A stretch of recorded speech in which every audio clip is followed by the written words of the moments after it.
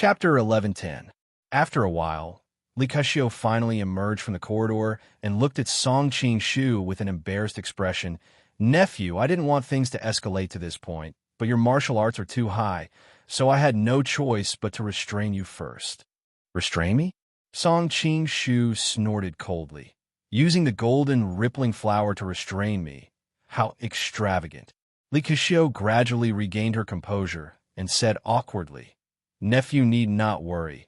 This poison will only temporarily immobilize you. It won't harm your life." Song Qing-shu said indifferently, "Now that things have come to this, there is no need to deceive yourself. The golden rippling flower's poison is incomparably rare. There is no antidote in this world." "Ah!" Li Kuxiu was shocked and turned to look at Ma Qifeng. "Left Minister, is this true?" "Left Minister?" Song Qing-shu's heart jolted as he immediately realized this old man's identity. So it was the Southern Song dynasty's left minister Ma Qifeng. Seeing how nervous he had been about Wan Gui, he seemed to be Wan Gui's direct elder.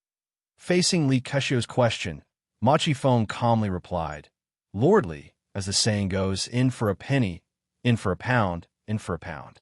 Since we've already shed all pretense of cordiality, why show mercy?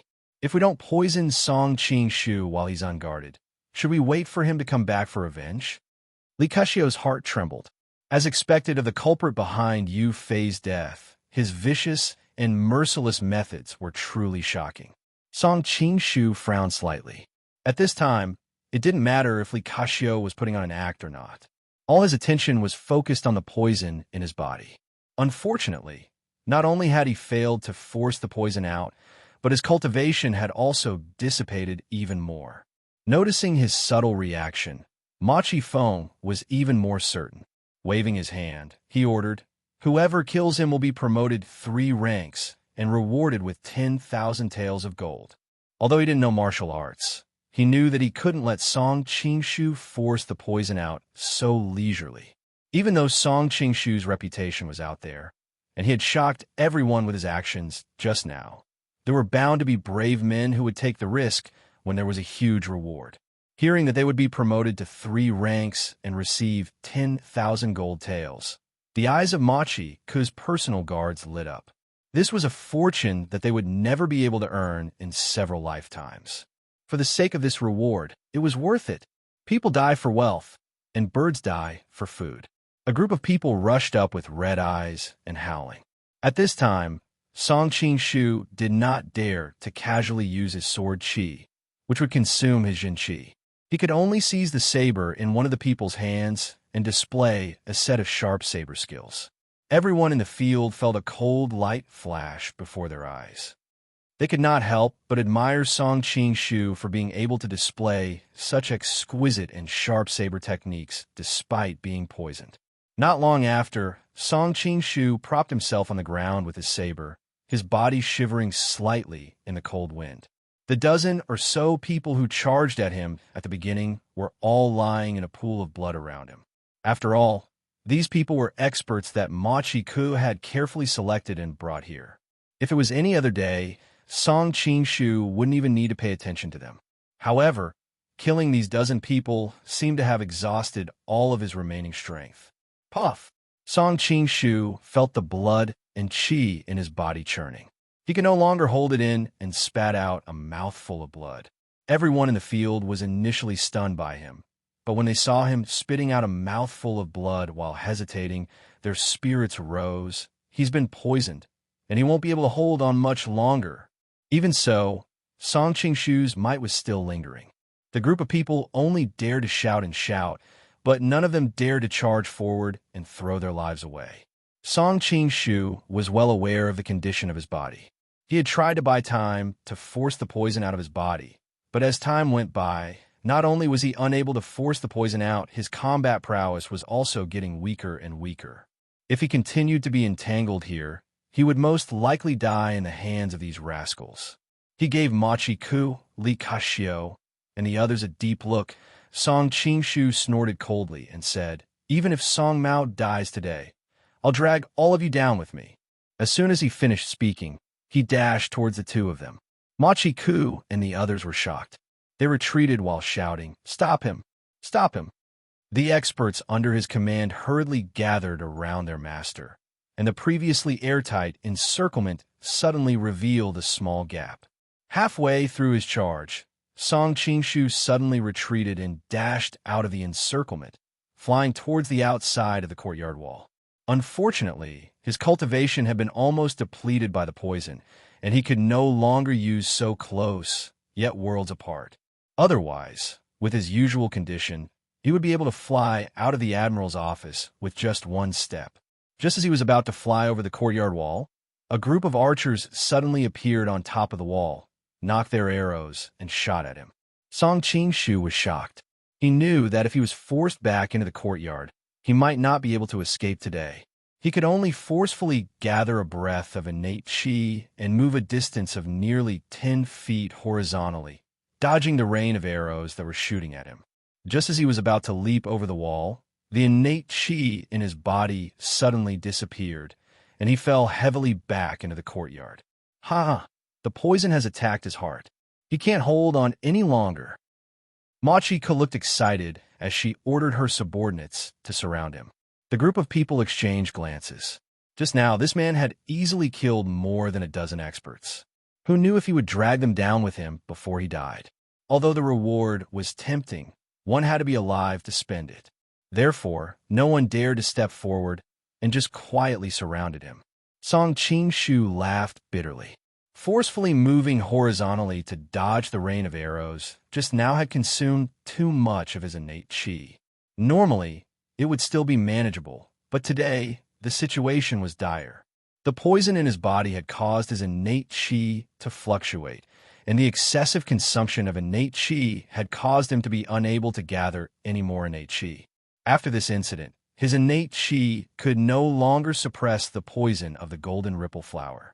Sensing that the poison had seeped deep into his internal organs, Song Qingshu sighed inwardly.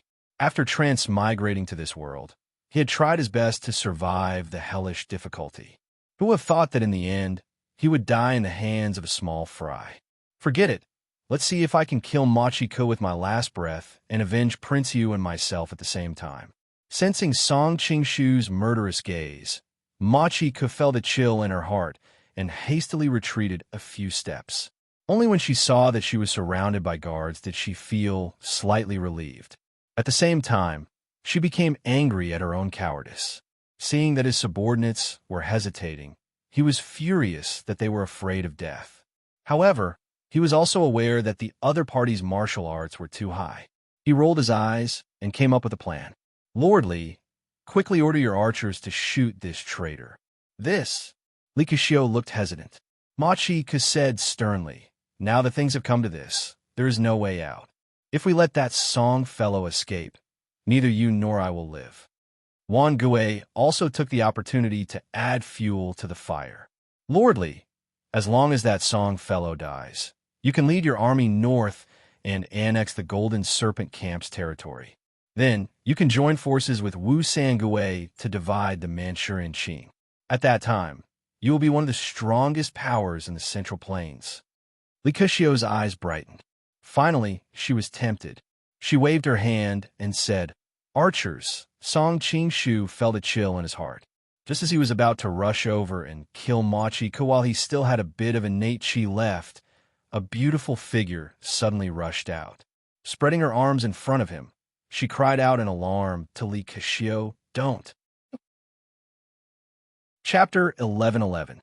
A slim and graceful young girl stood in front of Song Qingshu, her figure elegant and beautiful. Song Qingshu looked at her from behind and saw that the skin on her neck was whiter than snow, white and rosy, so tender that he could pinch water out of it. Seeing the young girl's appearance, Li Kexio's expression changed. She hurriedly called for the archers under her command, "Stop shooting." Then she turned around and glared at the young girl. "Yuanji, don't mess around. Get out of the way." That young girl was Li Yuanji, whom she had not seen for a long time. "I'm not messing around." Li Yuanji bit her lips as tears welled up in her eyes. "Brother Song has saved your life, father.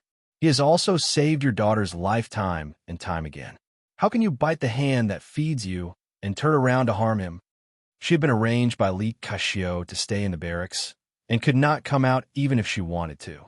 After the Jin and Qing messengers left and Li Kashio returned to the admiral's mansion, Li Yuanji was still kept in the barracks. However, she had a strange temperament. Without Li Kashio by her side, who could control her? Coupled with her status as the eldest daughter, no one in the barracks dared to make things difficult for her. At first, it was fine. Although she was bored, she could still stay in the barracks. However, when she heard from the soldiers that the Golden Snake King, Song Qingshu, was a guest in the mansion, she could not bear it anymore. She found an opportunity to run out of the barracks. Originally, she wanted to play with Brother Song, but when she returned to the mansion, she saw her father surrounding him. At that critical moment, she could not care so much and ran out to block Song Qingshu. Being scolded by her daughter in public, Li Kashio was shocked and angry. Her face was frighteningly gloomy. Song Qingshu sighed. Sister Yuanji, I did not expect that we would meet again under such circumstances. Li Yuanji's eyes turned sour. She choked and said, It's all my fault. If I had come to find you earlier, none of this would have happened. Song Qingshu smiled indifferently. What will come will come. As the saying goes, you can avoid it once, but you can't avoid it forever. You don't have to blame yourself. Hearing him speak so freely and thinking of what her father had done, Li Yuanji became even sadder. Brother Song, choking with sobs, she wanted to throw herself into his arms. Song Qingshu hurriedly took a step back. Don't touch me. I've been poisoned by the golden ripple flower. I'm worried that I'll infect you. He knew that in the city linking secrets, Ding Dian would be poisoned from head to toe, so he was worried about hurting Li Yuanji. However, this time he had worried too much. The reason Ding Dian's entire body was poisoned was because he had hugged Ling Xuanghua's coffin and cried for a long time. The coffin was covered in the poison of the golden ripple flower, and Ding Dian, in his grief and despair, kept kissing and caressing the coffin, causing his entire body to be poisoned. Because Song Qingshu was protected by his Zhen Qi, his body was not stained with the poisonous powder, so direct contact with it would not poison Li Yuanji. Poison? Li Yuanji turned to Li Kashio. Father, you're so cruel. Shut up. Being criticized by his daughter like this in front of outsiders, Li Kashio finally couldn't keep his face. Come, help Miss back to her room to rest. He could see that Song Qingshu had a good relationship with his daughter. In addition, with the other's character, he would definitely not do something like holding his daughter hostage. Therefore, he was certain that he would send people over to take his daughter away. Seeing someone approaching, Li Yuanji instantly screamed. She took out the dagger at her waist and placed it across her snow-white neck. Don't come over. You. Li Kashio hurriedly stopped his subordinates and glared at his daughter. What do you want to do? Song Qingshu also frowned slightly. Little sister Yuanji, I appreciate your good intentions, but you really don't have to do this. Put down the dagger. It's too dangerous. Although he was usually a bit greedy and lecherous, he also had his own pride. Although he knew that Li Yuanji might be able to save his life by doing this, he still didn't want to see her take such a risk. Give me the antidote for the golden ripple flower. Otherwise, I'll die in front of you. Li Yuanji paid no attention to Song Qingshu's dissuasion in the slightest. Her graceful figure trembled slightly in the cold wind, but she stood there with an extremely resolute expression. Don't be rash. Li Kashio had always doted on his daughter, and he instinctively looked at Machi Suo. Machi Suo replied coldly. There's no antidote for the golden ripple flower. When he saw Li Kashio's expression change slightly, he continued. At this point, the arrow is already knocked on the bowstring and has no choice but to be released. Lord Li, why be hesitant? A bright light flickered in Li Kashio's eyes, and he gradually calmed down. He'd fought on the battlefield, so he naturally understood the principle of going all out. Now that he'd already offended Song Qingshu, if he was allowed to recover, then it would be his turn to suffer an unspeakable misery. Yuanji, you heard it yourself. It's not that father doesn't want to give you the antidote, but there's no antidote at all, Li Kashio said indifferently. Li Yuanji still wanted to say something, but Song Qingshu also spoke up. Little sister Yuanji, your father is right. There's indeed no antidote for the golden ripple flower. Brother Song, you're so capable. You definitely have a way to cure it. Li Yuanji looked at him, and tears streamed down her cheeks. She then turned to her father and said, "Father, I only beg you to let him go." As expected, girls are attracted to their husbands. Li Ka-shio was both shocked and angry when he saw his daughter repeatedly opposing him. Now that father and that Song fellow are like fire and water. If I don't kill him today, I'll be the one to die tomorrow. Don't tell me that you're willing to watch me die. No, he won't. Li Yuanji looked at Song Qingshu. Brother Song, say something. Song Qingshu frowned, but did not speak. He only snorted heavily. It was impossible for him to admit defeat and beg for pity at this moment. Although his life was important, there were some things that were just as important. You see, he's already like this now. In the future, he'll crush your father's bones and scatter his ashes. Li Ka-shio was so angry that he laughed. No, he definitely won't. Li Yuanji seemed to have made up her mind. She raised her head abruptly and said, one word after another, "Because my daughter has promised to marry him, and I am pregnant with his child." Why would he do anything to his father-in-law and the child's grandfather? What?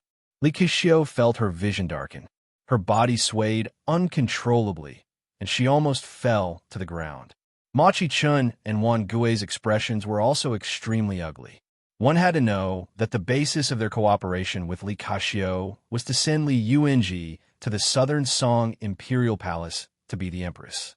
If she was secretly married to another man, how could they send her to the palace? Yuanji. Song Qingshu was also extremely shocked. He naturally knew that there was nothing between him and Li Yuanji. The other's words clearly meant that she wanted to save him. In this world, he couldn't be more aware of how important a woman's reputation was. There were so many people present. If any word got out, Li Yuanji would probably have problems getting married in the future. Just as Song Qingshu was about to speak, Li Yuanji interrupted him as expected. She whispered, "Brother Song, I know what you want to say. Please don't let my good intentions down. I'll save you today, no matter what." Looking at the girl's pleading eyes and feeling the girl's pure and exquisite thoughts, Song Qingshu's heart softened, and he tacitly accepted the facts in front of him. Misfortune for the family. Misfortune for the family. Li Ka-shio was heartbroken. She looked at Song Qingshu, the bastard who took advantage of her daughter. Her eyes were about to spit fire. Second Night Watch, please cast your precious monthly votes. Also, there's a bug in the previous plot. A long time ago, the twin evils of Hejian mentioned that they had secretly sought refuge with the Ruyang Palace. Actually, when I wrote about the twin evils of Hejian in the previous chapters, I vaguely remembered that they seemed to have sought refuge with the Ruyang Palace. But when I looked up the relevant chapters, I didn't see it. I thought that this was just my initial assumption, and it wasn't written in the novel. In the end, an enthusiastic reader pointed it out for me yesterday. Monk really felt a little ashamed. Fortunately, the twin evils of Hejian are not important people, so it doesn't affect the plot. I need to think about how to deal with them later. Chapter 11-12. Li Ka-shio was both furious and regretful at the moment. He was furious that his daughter, whom he had painstakingly raised for over 10 years, had been stolen by another pig. He was regretful that he had so easily agreed to Machi Rua's request to deal with Song Qingshu. Although in Li Ka-shio's heart, marrying his daughter to Song Qingshu was far inferior to marrying her to the Southern Song dynasty as the empress, it was undeniable that Song Qingshu was still a good choice. Moreover, his daughter was now pregnant by him. According to Li Ka-shio's knowledge, although Song Qingshu had a wife and many beauties by his side, he had no children. Therefore, his own grandson was his eldest son. Even if Li Yuanji could not become the empress in the future, it was very likely that she would rise in status because of her son. In troubled times, there was not much difference between the eldest son and the legitimate son. It was very likely that he would become the successor of the Golden Snake Camp. However, it was too late to regret now. Song Qingshu was already poisoned, and there was no cure. A rift had formed between the two sides, and it was impossible for them to continue working together. At the same time, because of his daughter's pregnancy, the agreement with Machi Ruo was likely to be broken. What a mess. What a mess. Li Kashio thought. At this point, it was impossible for him to back down. He could not kill Song Qing-shu, nor could he not kill him. Noticing the uncertainty in Li Kashio's eyes, Machi Ruo's eyelids twitched.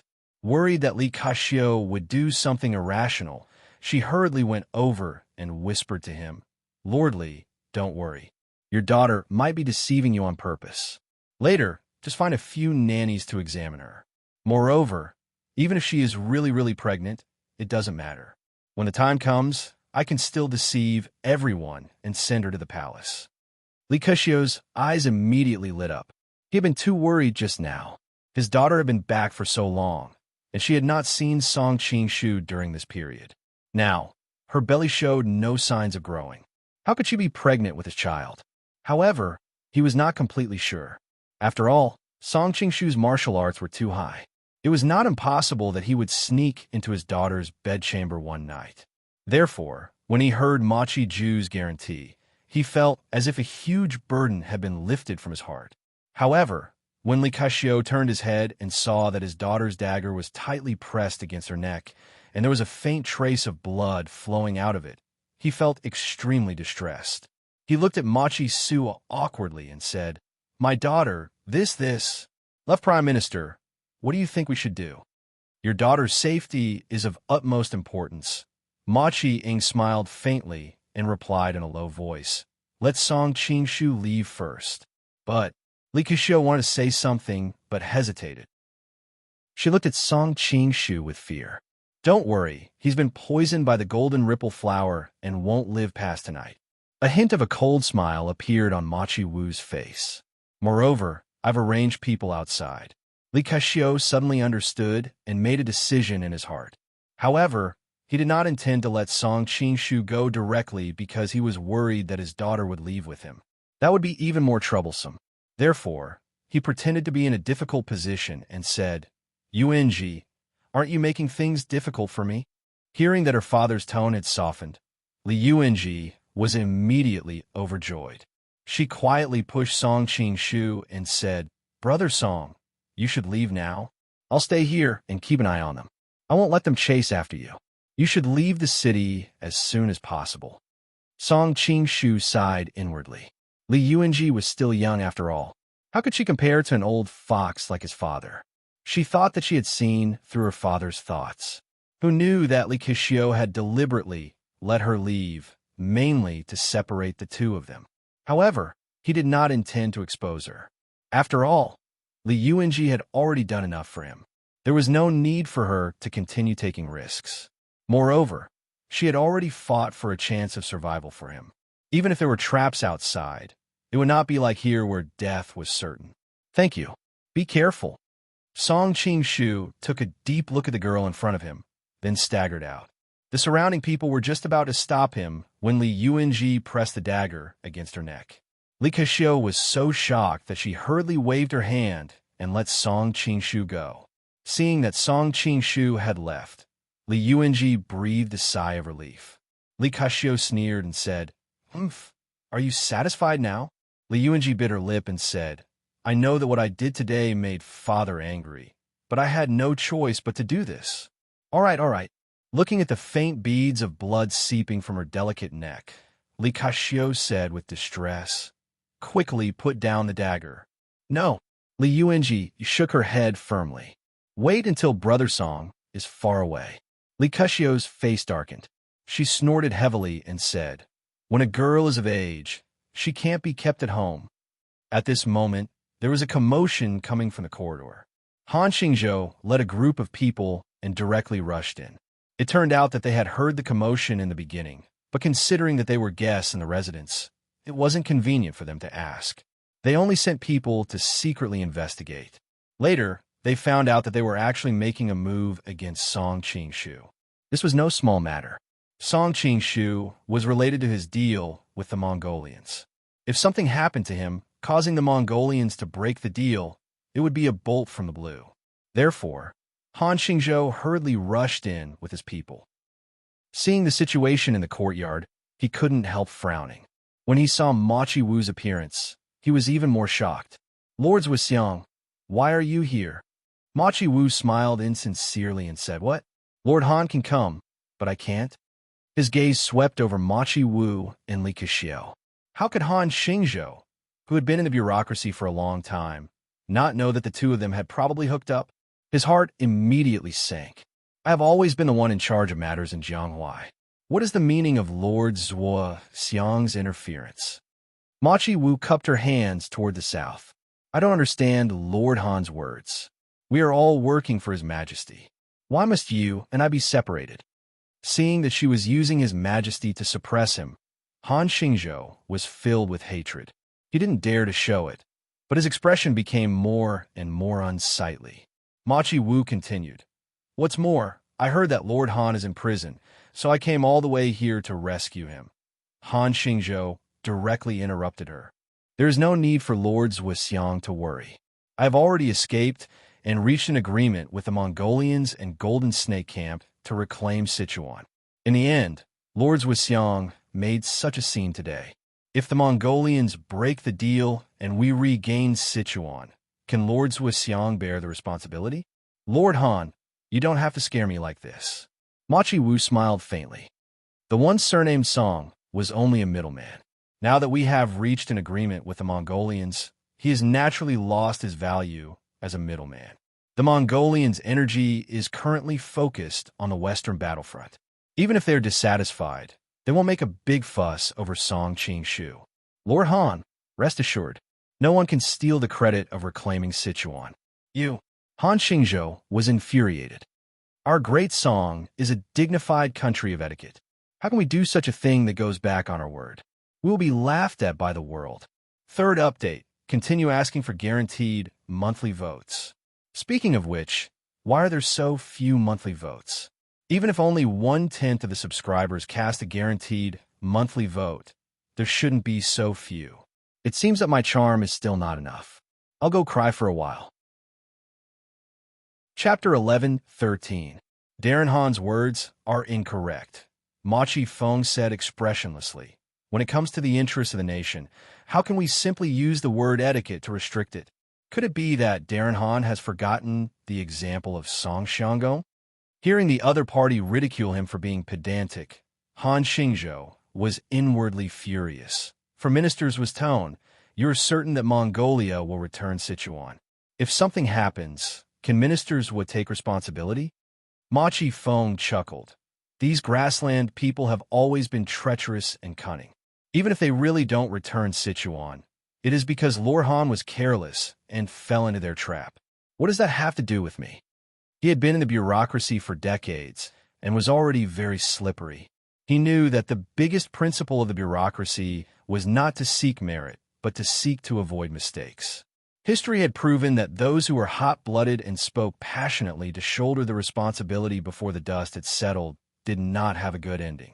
How could he be so unwise as to promise to take responsibility for this matter? Han Xingzhou was almost angered to death by the other party's shamelessness.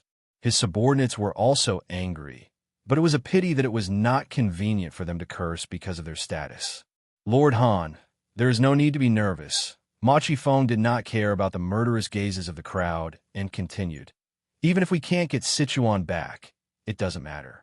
This minister has already successfully convinced Lord Li when I came to Yangzhou this time.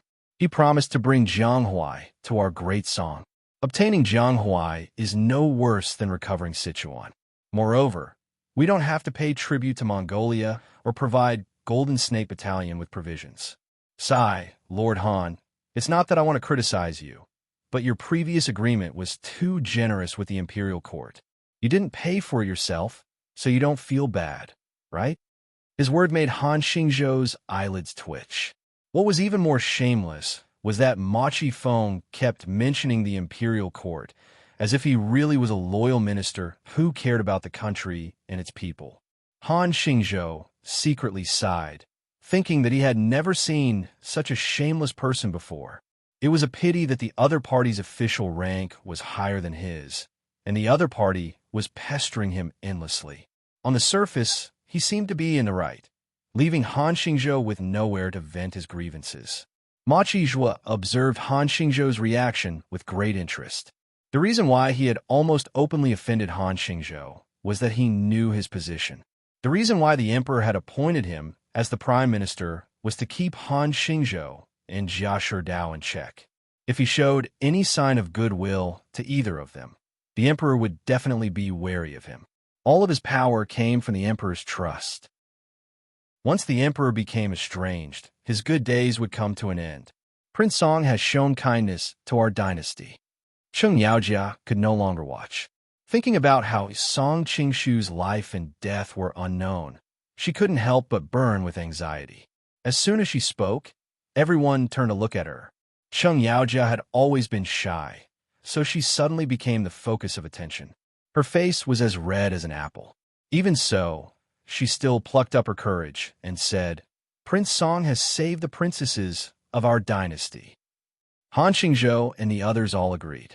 The princesses who had been trapped in the laundry yard had been able to escape from the Jin kingdom because of Song Qingshu. This matter had been widely spread in Linen. The Chai family has shown kindness to our dynasty's Taizu. Ma Qizhua replied calmly, causing everyone's expression to change. They knew that he was quibbling, but when it came to the dynasty's Taizu, Han Xingzhou and the others didn't dare to say anything. They were afraid that they would be attacked. As the saying goes, it is better to offend a gentleman than a villain. Ma Qizhua was a poisonous snake. In the past, Yu Fei, who was at the peak of his power, had been killed by this person. The others couldn't help but fear his ability to harm people. In the future, if the Mongolians go back on their word, I will report this matter to the emperor and let the emperor decide.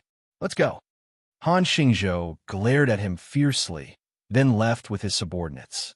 After being interrupted by this group of people, Li Yuanji's grip on the saber loosened a little. The guard next to her saw the opportunity and went over to seal her acupoints, taking the saber from her hand. Li Kashio glared at her daughter fiercely and said, "Someone, take Miss away. Ask Nanny Zhang to carefully examine her body and see if she has done anything to disgrace the family." Li Yuanji immediately became anxious and said, "Father," Li Kashio didn't want to pay attention to him at this moment.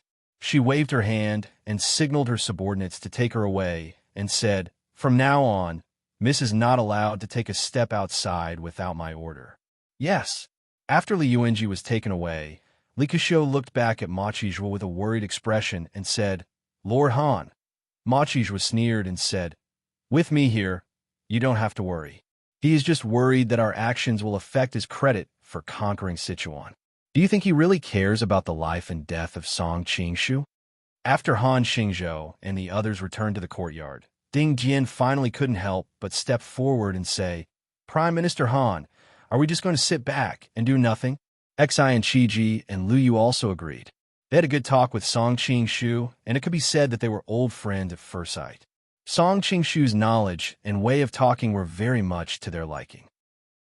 Han Xingzhou frowned and said, "Ma Qichu is my superior in name after all, and he has been using my selfishness as an excuse to pressure me with the interest of the imperial court.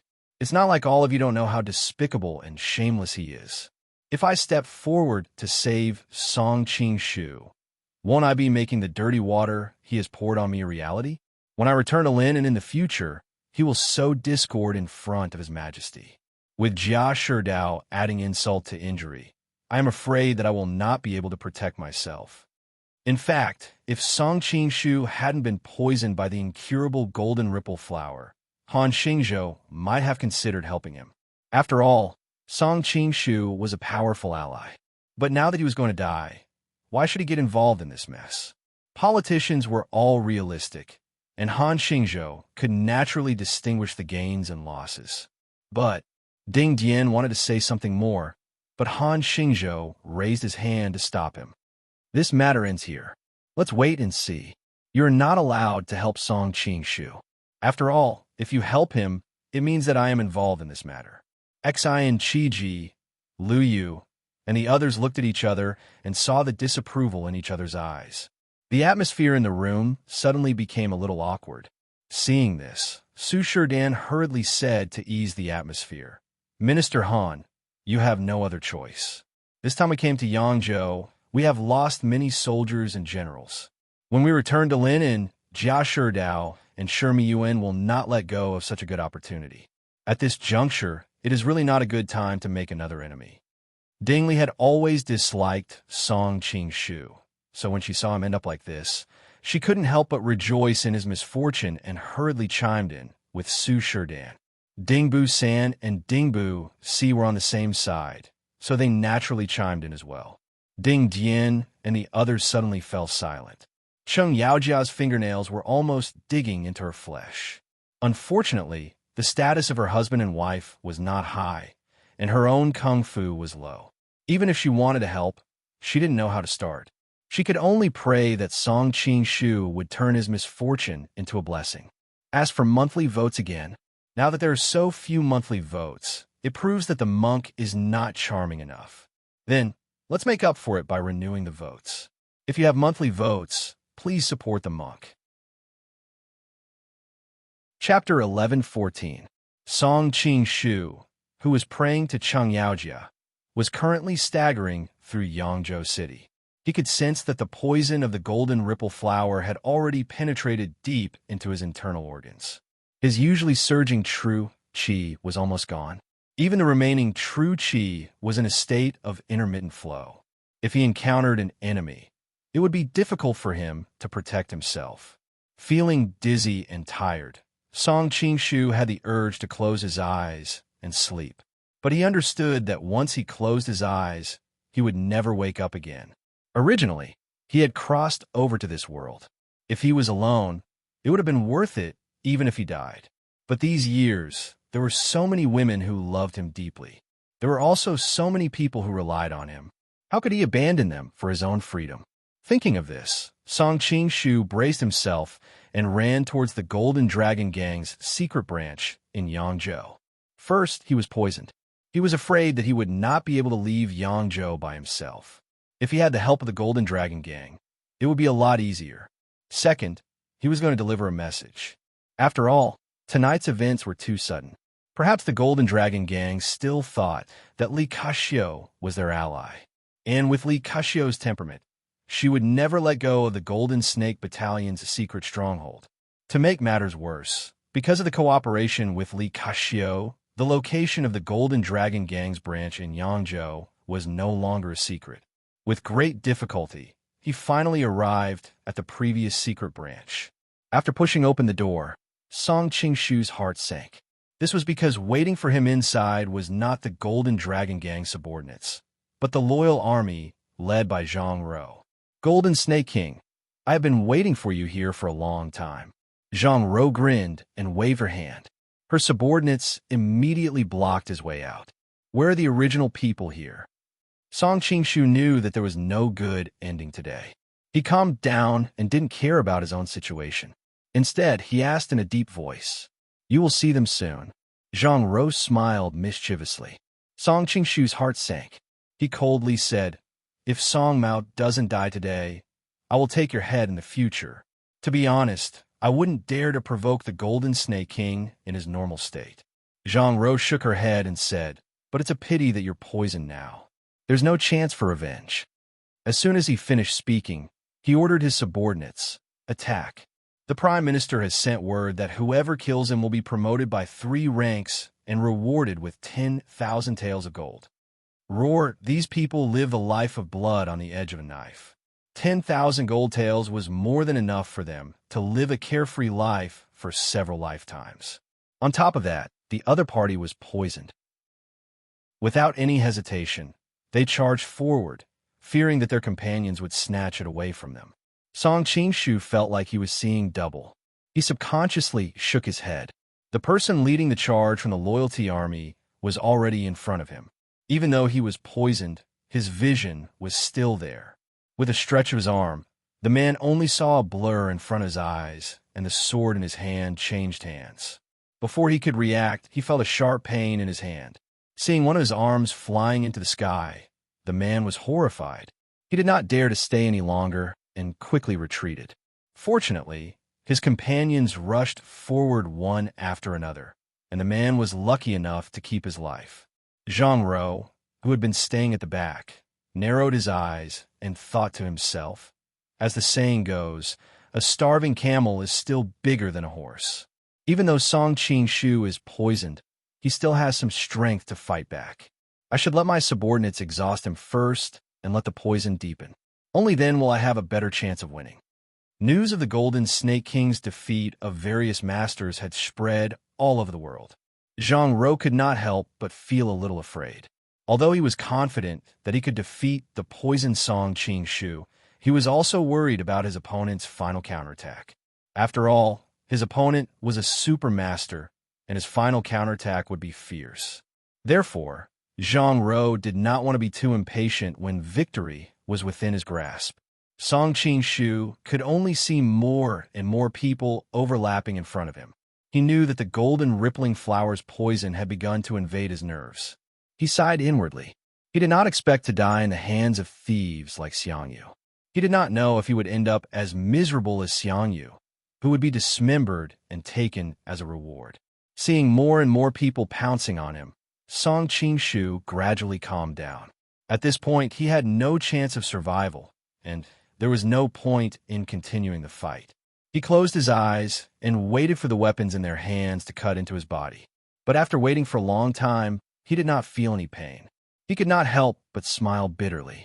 At least the golden rippling flower had one advantage. It could numb one's sense of touch, so death would not be as painful. But then he heard a series of screams. Only then did he realize that the situation had changed. He could not help but open his eyes and saw 3 masked men in black blocking the group of loyal soldiers who were charging at him. One of them held a sharp sword in his hand, and with a flash of cold light, the enemies screamed and retreated. The other person did not say a word. He did not have a weapon in his hand, and only relied on a pair of fists. However, everyone who met his fists softened and fell to the ground without a sound. The last person was obviously not strong enough, but his swordsmanship was somewhat ghostly. Song Qing-shu immediately recognized these people. Xian Shiji's fish dragon sword dance, Ding Dian's shadowless fist, and Lu Guaniying's Bixia swordsmanship. He was deeply moved. He had not expected that these people would come to save him in the end, especially Lu Guaniying. Song Qing-shu even faintly felt that he owed him. When Zhang Ro saw the sudden appearance of these mysterious people, she could no longer stand by and watch. She quickly led the 13 tycoons behind her and rushed over. Ding Dian quickly turned around and shouted, "Brother Wu, quickly bring him out of the city." "Okay." A deliberately suppressed voice came from behind. "Brother Wu? Is there another person?" Song Qing-shu could not help but sigh. After being poisoned, he was no longer as sharp as before. He did not even know that someone was standing behind him. Song Qing-shu subconsciously turned around, and his expression suddenly became very interesting.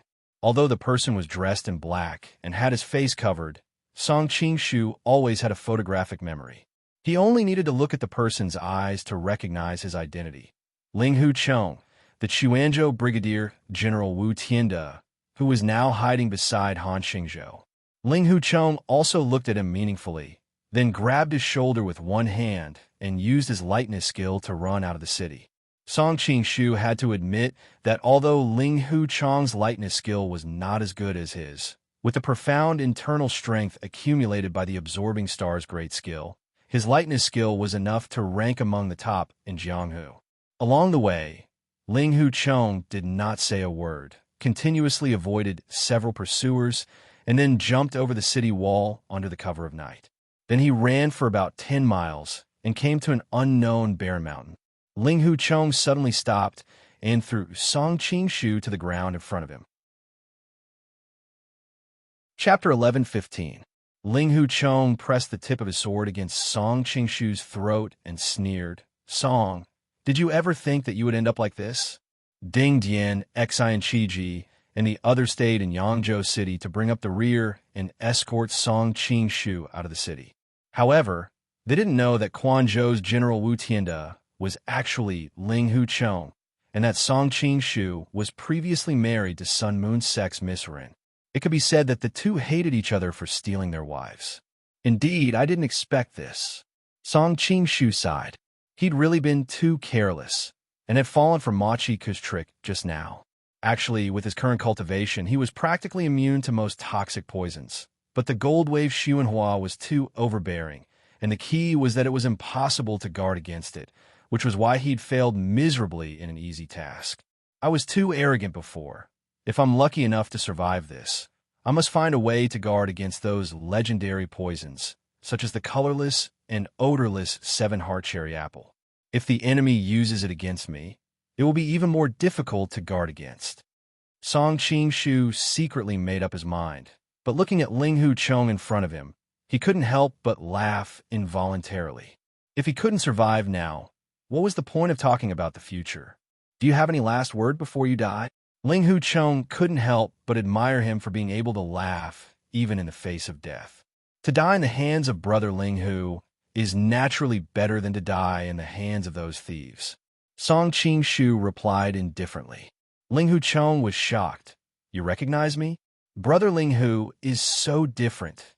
Even if you change your appearance, you can't hide your elegance.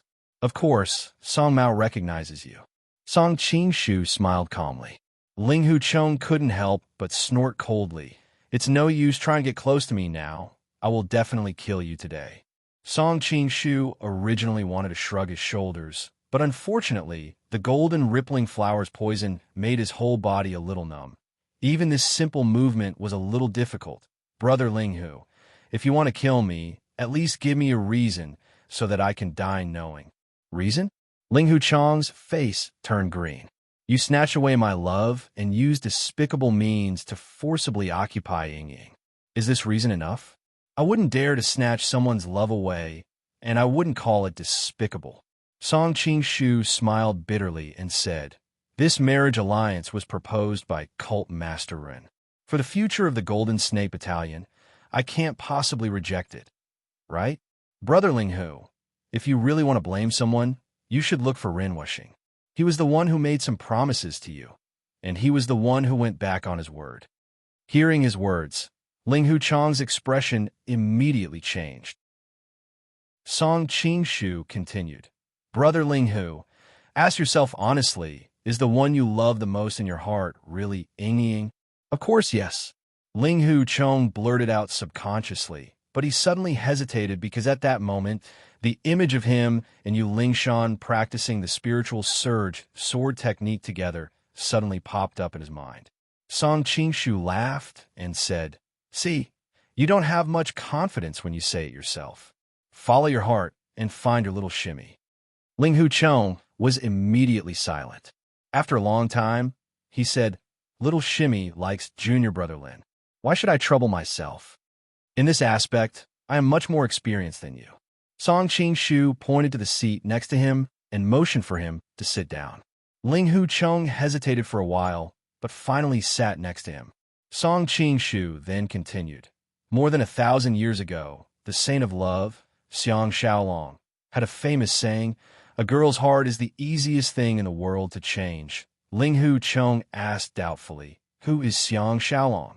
A man with very strong kidney function. Song Qingshu's face had a faint smile on it, and he couldn't help but think of his past life when he was young and watching Looking for Qin, until his ears turned red. Brother Ling Hu should have experienced it yourself. Obviously, at the beginning, Miss Yu's heart was clearly with you. In the eyes of your martial brothers, and even your master and mistress, you were a pair.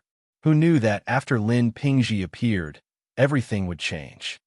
Ling Hu Chong sighed and said, little junior sister has always regarded me as her elder brother.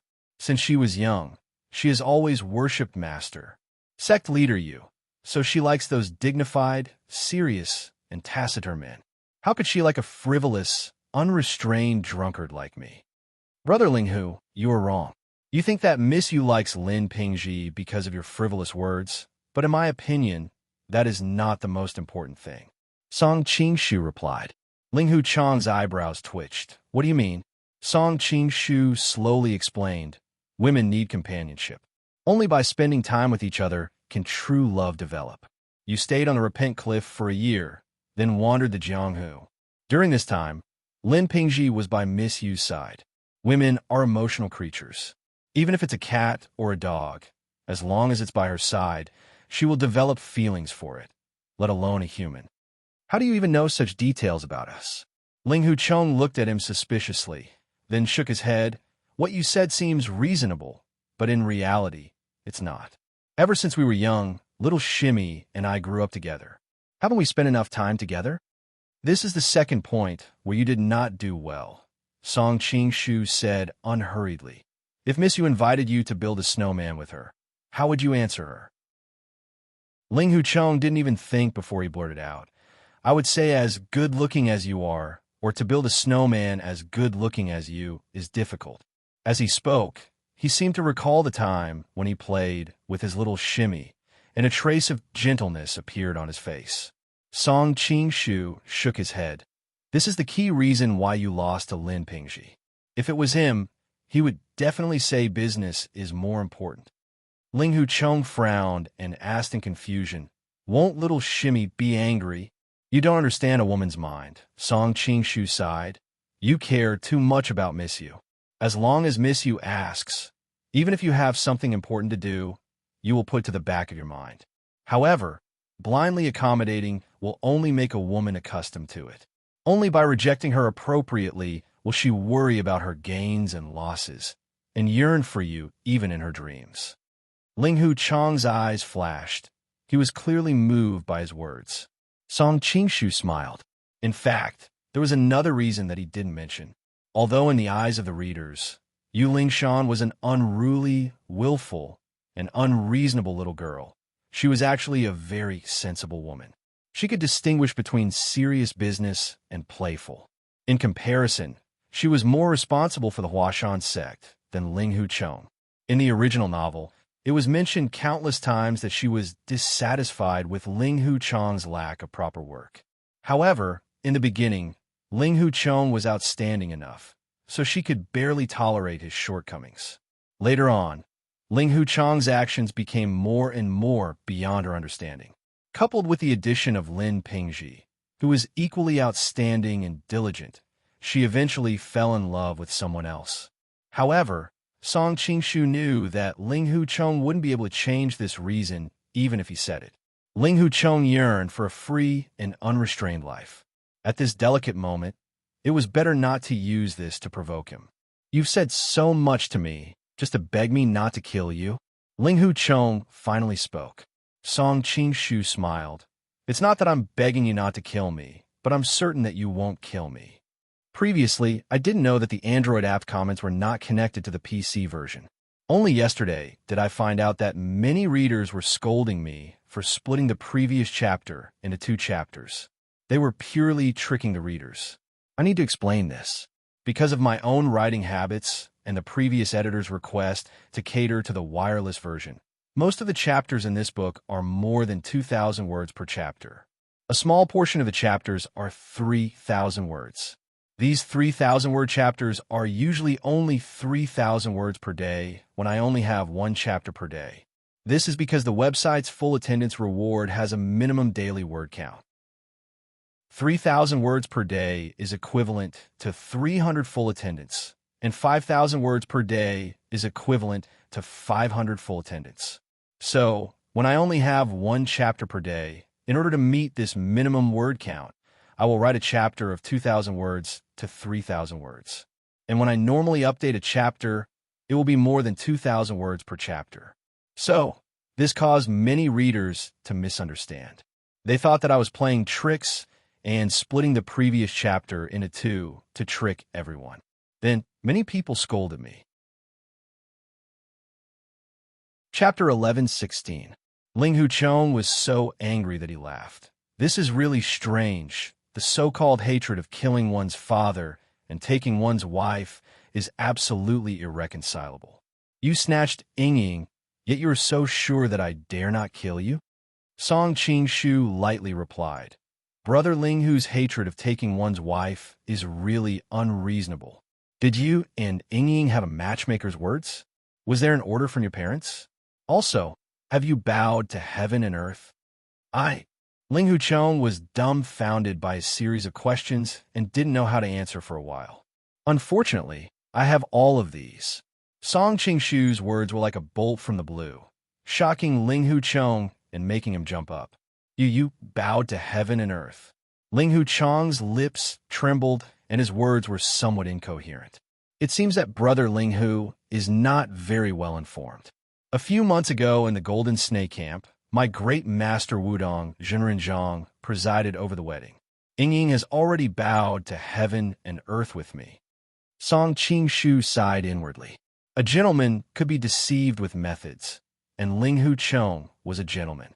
That was why he dared to say such words on purpose.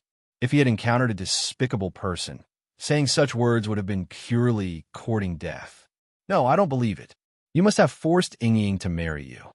Ling Hu Chong only felt a sharp pain in his heart, as if he had lost the most important thing in his life. I can swear that Ying was absolutely willing to bow to heaven and earth with me. Otherwise, I will be struck by lightning. Song Qingshu said seriously. The reason why he dared to make such a deadly oath was because Rin Ying was indeed willing to bow to heaven and earth with him, but that time she didn't know his true identity under the mask. Moreover, this wedding was presided over by my great master.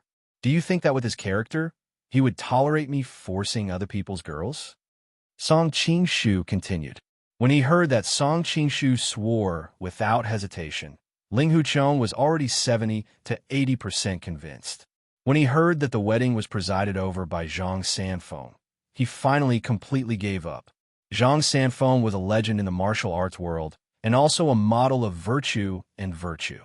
Ling Hu Chong didn't believe Song Qingshu, but he had to believe Zhang Sanfeng. Now that Ying is officially my wife, Brother Ling Hu, I'm afraid it's not the behavior of a gentleman to keep on pestering her. Seeing that Ling Hu Ling's emotions were about done, Song Qingshu finally struck a vicious blow. Ling Hu Chong opened his mouth, but he didn't know how to explain himself. He felt extremely aggrieved, but he had to agree with this statement. After all, according to the concept of this world, Ren Ying was indeed the other party's wife. I respect that Brother Ling Hu is a gentleman, so I'm not afraid to tell you these things. Because he hadn't fought with any enemies in this period of time, Song Qingshu had the opportunity to slowly retract the inner qi in his body and suppress the poison of the golden ripple flower. He no longer saw people as double images. Since Brother Ling Hu loves Miss You the most, why don't you take this opportunity to thoroughly understand your own heart? As long as you pay attention to the points I've just said, with Brother Ling Hu's character and talent, it won't be difficult for you to win back Miss Yu's heart. Ling Hu Chong was silent. In his mind, the various good things that Ren Ying had done in the past kept appearing. His heart began to ache, and he couldn't help but say angrily, "No matter how glib your tongue is, I will kill you today." Brother Ling Hu, are you sure? Song Qingshu was unhurried. Now that I am Ying's husband, if you kill me, will Ying turn against you? Moreover, I've saved Miss Yu's life many times. When that time comes, why would Miss Yu marry a man who killed her savior? You. Ling Hu Chang's expression was gloomy and uncertain. At this moment, there was a faint noise coming from afar. A large group of people holding torches were approaching this location. It was obvious that Mochi Ku and Li Kushio's pursuers had searched all the way here. You're right. If I kill you, I will indeed make them sad. Ling Hu Chong pondered for a moment before saying, in any case, you've been poisoned by the golden rippling sunflower and won't live for long. It doesn't make a difference whether I kill you or not. However, in the end, you were the one who snatched Ying away. Now that the pursuers are here, it's impossible for me to be magnanimous enough to save you again. You'll have to resign yourself to your fate. Once he finished speaking, he turned around and left. Song Qingshu suddenly smiled and said, Brother Ling Hu, you've already helped me a lot by bringing me out of Yangzhou City. However, I've taught you the secret technique of picking up girls before, so we can be said to be even. Hearing his words, Ling Hu Chang's departing figure couldn't help but stagger and almost fall. If you're lucky enough to survive this time, I'll still come and settle the score with you. As soon as his voice fell, he disappeared into the wilderness with a few leaps. Thank you for your auspicious words. Song Qingshu couldn't help but sigh. Ling Huchong was indeed a gentleman, disdaining to take advantage of others when they were down. If their positions were reversed, Song Qing-shu couldn't be as open-minded as Ling Huchong. The torch was getting closer and closer. Song Qing-shu didn't dare to tarry. He got up and staggered towards the depths of the mountain. Li Kexio sent a housemaid to check on Li Yuanji's body. When she found out that she was still a virgin, a huge stone in her heart immediately fell to the ground. At this time, the news that Song Qing-shu had been rescued from the city came. Li Kexio immediately couldn't sit still. Many years of fighting on the battlefield had taught him that once something was done, it must be done to the extreme. Otherwise, the enemy's backlash in the future would be unprecedentedly great. Therefore, he immediately mobilized the troops of the Green Camp and cooperated with Machichu subordinates. With Yangzhou as the center, they spread out and searched the mountains and seas to find Song Qing-shu. The direction that Ling Huchong had taken Song Qing-shu to was of utmost importance. The scouts in the army were experts in the art of tracking. Soon, a group of troops followed the trail and chased after them. When Song Qing-shu was staggering in the wilderness, a sharp-eyed soldier among the pursuing troops immediately pointed at his back and shouted, "Over there!" While sending someone to inform the other troops in the vicinity, he chased after Song Qing-shu. What bad luck! Even cold water gets stuck in the gaps between my teeth. Song Qing-shu laughed bitterly. How could he be seen from so far away in the middle of the night? Did these people all bring infrared binoculars? Grumbling was just grumbling. Right now, he could only pick up his pace and hide in the mountains. Fortunately, there was still some distance between them. Not to mention, it was not convenient to sprint on horseback in the mountains. Therefore, these people wouldn't be able to catch up to him for a while. However, now that his tracks had been exposed and there were experts in the enemy's camp, the poisoned Song Qing-shu couldn't shake these people off. Outside the city, a chase and escape scene unfolded. In the Admiral's manor inside the city, a young married woman was carefully bandaging the wound on Wan Gui's chest. Her thin shoulders, thin waist, tall and well-proportioned figure, under the illumination of the candlelight, was even more graceful and moving. She sighed faintly. "Husband, did you go and harm people again?" This young married woman was Di Yun's junior marshal sister, Qi Fong, who had fallen into a trap and married Wan Gui. Chapter 11:17. If Di Yun were here, he would have been impressed that his junior sister's face was fuller than it had been a few years ago. Her face was also fairer and more beautiful. However, Wan Gui was not in the mood to be gentle. His expression changed when he heard his wife's words. He stood up and pushed her away. "What do you mean by harming others? What do you know about men's affairs?" Qi Fong smiled sadly. "I come from the countryside. I don't have much experience, but I can still tell right from wrong. I know what you did today. Even the people of the pugilistic world are not ashamed to stab others in the back. Grandfather is the prime minister of the imperial court, but he is unscrupulous. Not only did you not stop him, you even helped him slap." With a resounding slap, a red handprint appeared on Qi Fong's fair and tender face. "Shut up." Wan Gui looked out of the window in fear. He was relieved to see that there was no one near the room. He turned around and glared at his wife. "What do you know? My father's family was born of a concubine. They have been wandering the pugilistic world for a long time. If I don't think of ways to please grandfather, how am I going to establish myself in the family? So what if we can't establish ourselves? At most, we can go back to Jingzhou City and live in seclusion. Isn't it good to be a happy family?" Even though she felt wronged, Qi Fong still held back her tears and held her husband's arm. She hoped to soften his heart with her gentleness. "What a woman's view." Waving his hand, Wan Gui coldly snorted. "My grandfather is the prime minister of the current dynasty, below only one and above tens of thousands of people. Just how noble is he? Casually doing some work for him is more useful than others studying hard for 10 years. Return to Jingzhou? When that time comes, even a prefectural magistrate like Ling Tusi will give us a hard time. I don't want to live such a sullen life."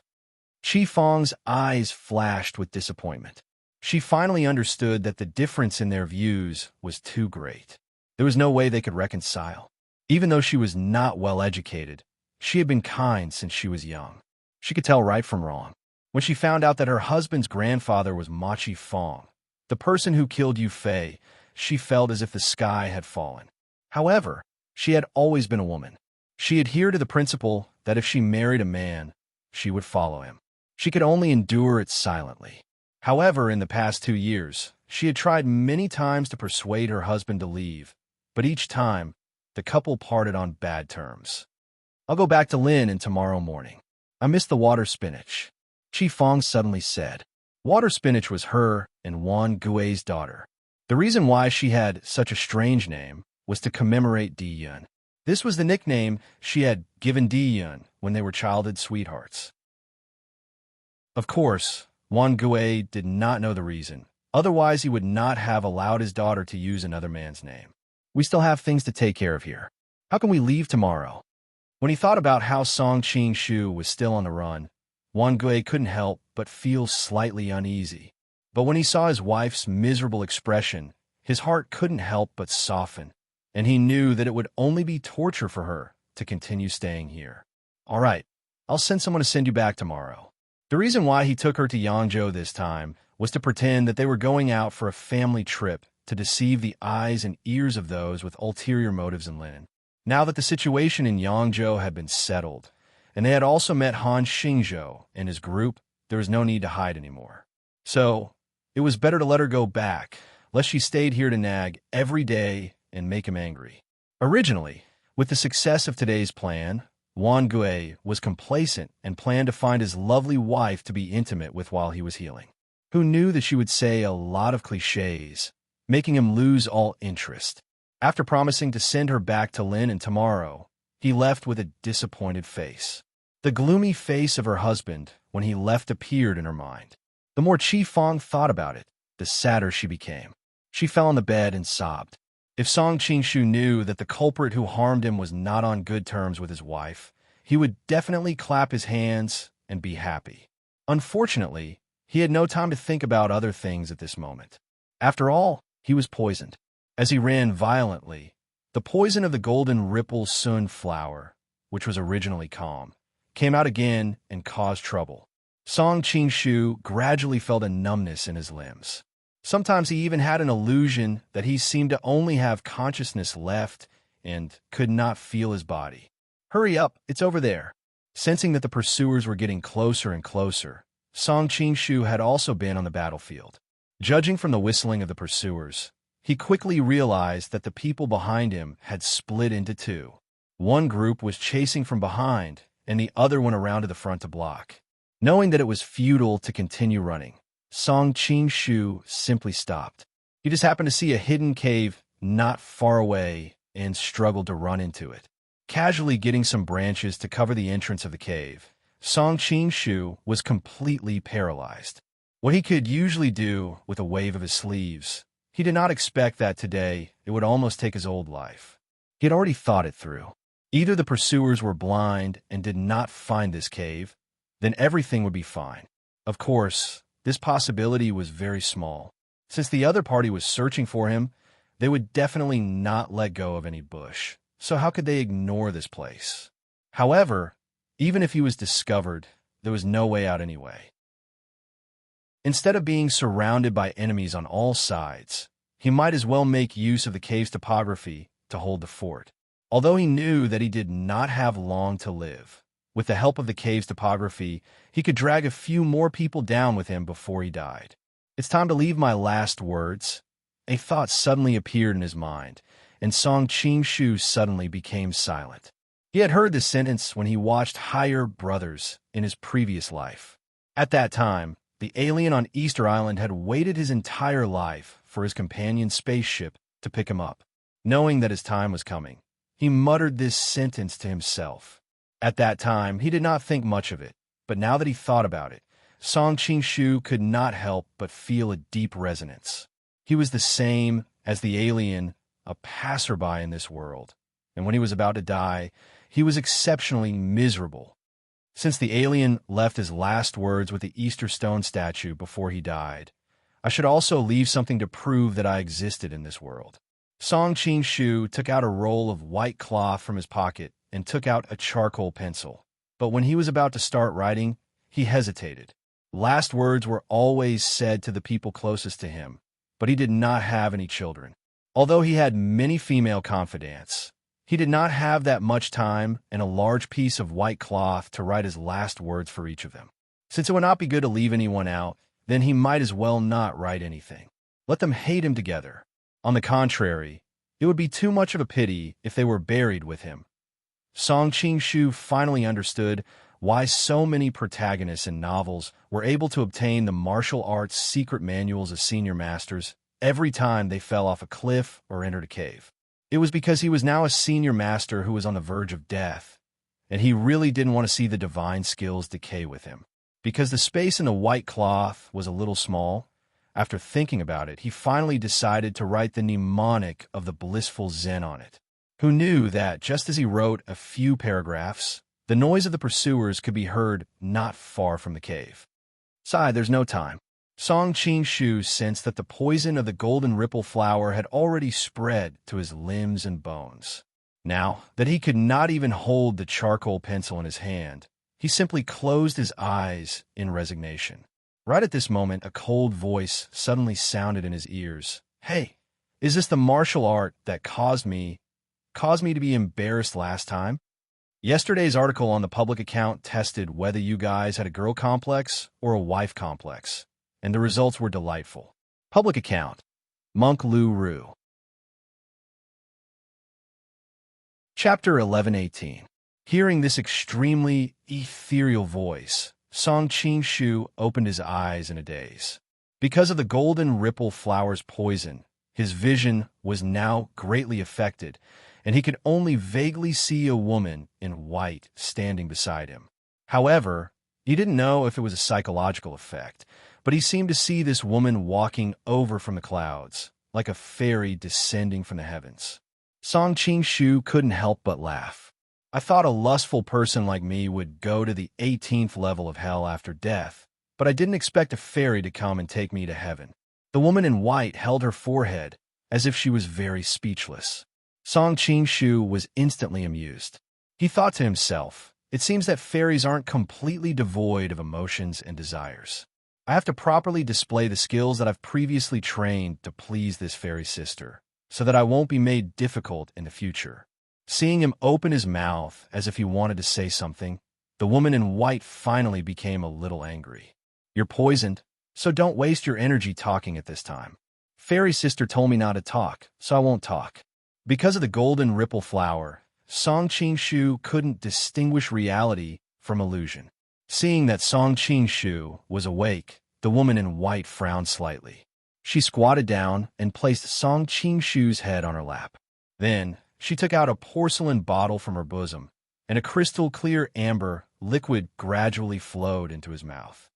So sweet, is this the immortal world's bejeweled nectar? Song Shu smacked his lips and muttered to himself. The woman in white retracted her finger as if she had been electrocuted. Just now, Song Shu was greedily sucking the porcelain bottle like a baby sucking milk and accidentally sucked on her finger. Glaring at him rather angrily, the woman in white helped him up and made him sit cross-legged in front of her. Then, she used a unique hand technique to seal several major acupoints on his back, and pure inner energy was continuously transferred into his body. After about the time it takes for an incense stick to burn, Song Shu finally opened his eyes, and the turbidity in his eyes gradually returned to normal. When he saw the stunning appearance of the woman next to him, he couldn't help but exclaim, "Little junior sister, how come it's you?" The woman before him was draped in a white dress that was like a veil, and she seemed to be shrouded in mist. The faint moonlight shone in and illuminated her exquisite and otherworldly appearance. Who else could it be but Xiaolong Nu? I'm not a fairy from the 9 heavens. Are you disappointed? Xiaolong Nu said calmly. However, there was a hint of a smile on her face. Song Shu's face reddened. He still had a vague impression of his embarrassing behavior just now, but he had always been thick-skinned, so he quickly smiled and said, "How could I be disappointed?" Junior sister is much more beautiful than any fairy from the ninth heaven. You're about to die, yet you're still so glib. Xiaolong Nu frowned slightly. Obviously, she wasn't used to him praising her so bluntly. I fed you jade bee jelly earlier and combined it with my inner energy. Unfortunately, it was still unable to expel the toxic poison in your body, and it could only slightly delay the poison in your body. It won't be long before I'm already satisfied to be able to regain a moment of clarity and see this beautiful world once more. I'm even able to see you once more before I die. Song Qing had expected such an outcome since long ago.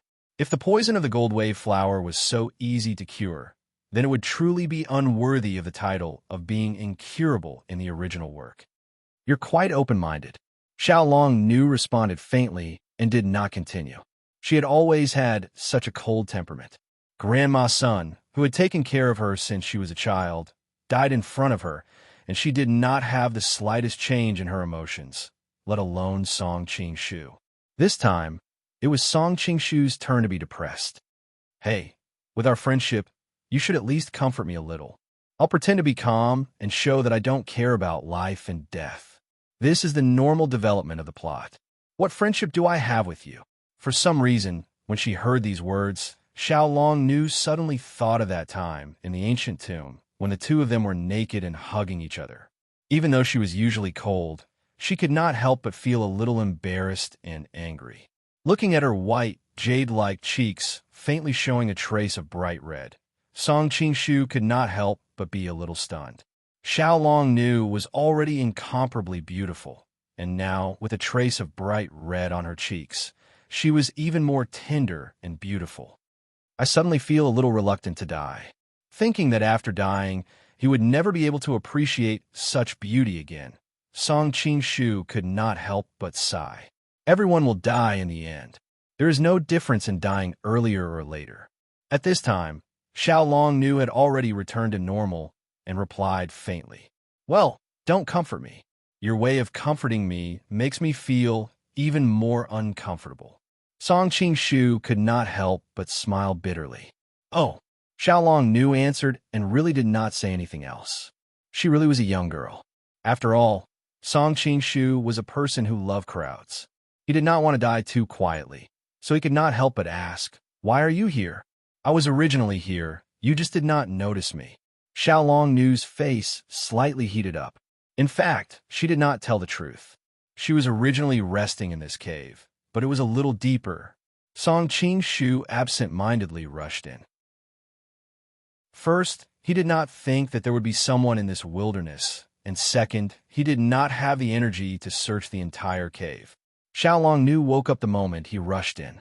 When she saw that it was Song Qing, she changed her normal behavior, and her expression could be said to be very interesting. Because of what happened in the ancient tomb, Xiaolong Nu did not want to face him again, so she quietly hid. Now that Song Qing had lost his martial arts, he naturally could not detect her existence. At first, Xiaolong Nu only thought that Song Qing was coincidentally passing by. She prayed in her heart that he would leave quickly. Fortunately, she had a calm temperament since she was young, so she patiently waited for him to leave. Who knew that later? She gradually discovered that there was something wrong with Song Qing's body. After realizing that he was poisoned, she could no longer hide, so she came out. Although she did not want to face Song Qing again, she also did not want to watch him die. After all, he was her brother-in-law, and he had saved her life several times. Unfortunately, even though she used all her strength, she could only delay the time of his death. There was no way to cure him. So that's how it is. Song Qing still wanted to say something, but suddenly there was a shout from outside the cave. "There's a cave here. The surnamed Song is likely to be hiding inside. Everyone, go in and search." Xiaolong Nu looked at him in surprise. "These people are chasing after you?" Song Qing smiled bitterly and nodded. Not long ago, he was a person who took the head of a general among millions of soldiers, but now he was actually being chased by a few small soldiers. There was no escape for him. It was really like a tiger being bullied by dogs. At this time, a group of soldiers rushed in. When they saw Song Qing, their eyes lit up. After all, His head was worth 10,000 taels of gold, and he would be promoted by 3 ranks. But when they saw Xiao Long Nu beside him, the noisy cave instantly quieted down. Everyone had the same thought. How could there be such a beautiful woman in this world? Chapter 11:19. Seeing the dumbfounded expressions of these people, Song Qing-shu smiled bitterly. Little junior sister, your charm is really exaggerated. Hearing his teasing, Xiao Long Nu frowned slightly and did not answer. The group of people finally came to their senses. She's in cahoots with Song Qing-shu. Kill Song Qing-shu. Capture the woman alive. The group of people shouted at the same time. Song Qing-shu did not expect that his casual words would bring trouble to Xiao Long Nu, but he soon felt relieved. For this group of ruffian soldiers, meeting a fairy-like woman in the wilderness, and the other party was alone, even if he was not there, they would probably still have sex. Sensing the burning desire in these people's eyes, Xiao Long Nu, who had always been calm and collected, couldn't help but feel a little angry. When the group of soldiers rushed over, Xiao Long Nu's figure flashed and directly went up to meet them. Ouch! Everyone only saw a flash of white light in front of them, and before they could see clearly what was going on, they felt a sharp pain in their wrists. They could no longer hold the weapons in their hands, and they fell to the ground with clanking sounds. They all looked at the woman not far away in horror. Xiao Long Nu had already returned to her original position, and the 2 swords in her hands were sheathed. She stood there with a calm expression, her clothes fluttering in the wind, like a mysterious fairy. Go quickly! The desire in the group of soldiers' eyes faded, leaving only deep fear. They did not know whether the woman in white in front of them was a fairy or a demoness, or else how could she use such a magical sword technique? Seeing that the other party did not kill them, the group of people felt as if they had been pardoned and ran out in panic. In the blink of an eye, only Song Qing-shu and Xiao Long Nu were left in the cave. Why didn't you kill them? Song Qing-shu frowned slightly. After these people returned, they would definitely tell the situation here to their companions. It would not be long before more experts heard about it and came here. Xiao Long Nu replied indifferently, I don't like to kill people. Song Qing-shu was startled. Thinking back, although Xiao Long Nu's martial arts were high now, she did not kill people from the beginning to the end. He could not help but admire her in his heart. Although she looked cold on the outside, she was extremely kind on the inside. How did you end up like this? Xiao Long Nu suddenly asked after a moment of silence. This was something she had always been curious about. After all, she knew Song Qing-shu's martial arts cultivation very well. Usually, it was him who chased after others. Who would dare to chase after him? It's a long story. Song Qing-shu smiled bitterly, and then roughly explained how he was poisoned, how he was betrayed by Likashio, and how he was being hunted. There's actually such a powerful poison in the world? Hearing about the poison of the golden ripple flower, Xiao Long Nu was also shocked. It must be known that for martial arts experts, as long as their internal energy reached a certain level, they would be able to force out the poison on their own. Otherwise, the world's #1 in the pugilistic world would have long been in the bag of the 5 poison sect and the other poison-using sections. At Song Qing-shu's level of internal energy cultivation, he could almost be said to be immune to poison. Who knew that he would still be poisoned by the golden ripple flower and be unable to force out the poison at the same time? The golden ripple flower is indeed a poison named after the heavenly demon that fought with Buddha. Song Qing-shu was also filled with emotion. How can I save you? Xiao Long Nu suddenly asked. How about I go to the Admiral's office and see if I can find an antidote for you? Although she didn't want to meet him before, after knowing his current situation, Xiao Long Nu's heart rippled. She did understand why she had such emotions. When Grandma's son was about to die, she could be very calm. Why was it that when he was about to die, she was somewhat unwilling? Could it be that the martial arts that she had cultivated since she was young to abandon the 7 emotions and 6 desires had regressed so much? She couldn't understand it, no matter how she thought about it. She could only think that it was because he was eldest senior sister's man. Eldest senior sister was such a good person. If she knew he was dead, she would definitely be sad. Song Qing-shu didn't know that in this time, thousands of thoughts had turned in Xiao Longnu's mind. Hearing this, he couldn't help but answer, "It's useless. As far as I know, the golden ripple flower has no antidote. And even if there is an antidote, I'm afraid I won't be able to wait for that time." Hearing that he was losing strength to speak and his eyes were opening and closing, Xiao Longnu quickly went over to check his pulse. Her delicate face suddenly froze. She murmured, "I didn't think it would relapse so soon. Don't touch me. I might still have the poison of the golden ripple flower on me," Song Qing-shu said hurriedly when he sensed that she was checking his pulse. "I touched you so many times just now. Why haven't I been poisoned?" Xiao Longnu asked curiously. Song Qing-shu also froze. He thought about how Ling Hu-chong hadn't been poisoned when he had taken him out of the city. He quickly realized that it was probably because he usually had Jinqi circulating around his body. The poison powder couldn't get close to him. He had been poisoned because he had smelled the fragrance of the golden ripple flower. Naturally, it wouldn't spread to others. He was about to explain when Xiao Longnu's eyes lit up. "I know." Then, under Song Qing-shu's puzzled gaze, she took out an item from her bosom and brought it to him. He saw a yellow ball the size of a pigeon egg in Xiao Longnu's jade-white palm. It was dark and inconspicuous. "This is the rhinoceros dragon pill you gave me when we parted last time. According to what you said, this item can ward off 100 poisons.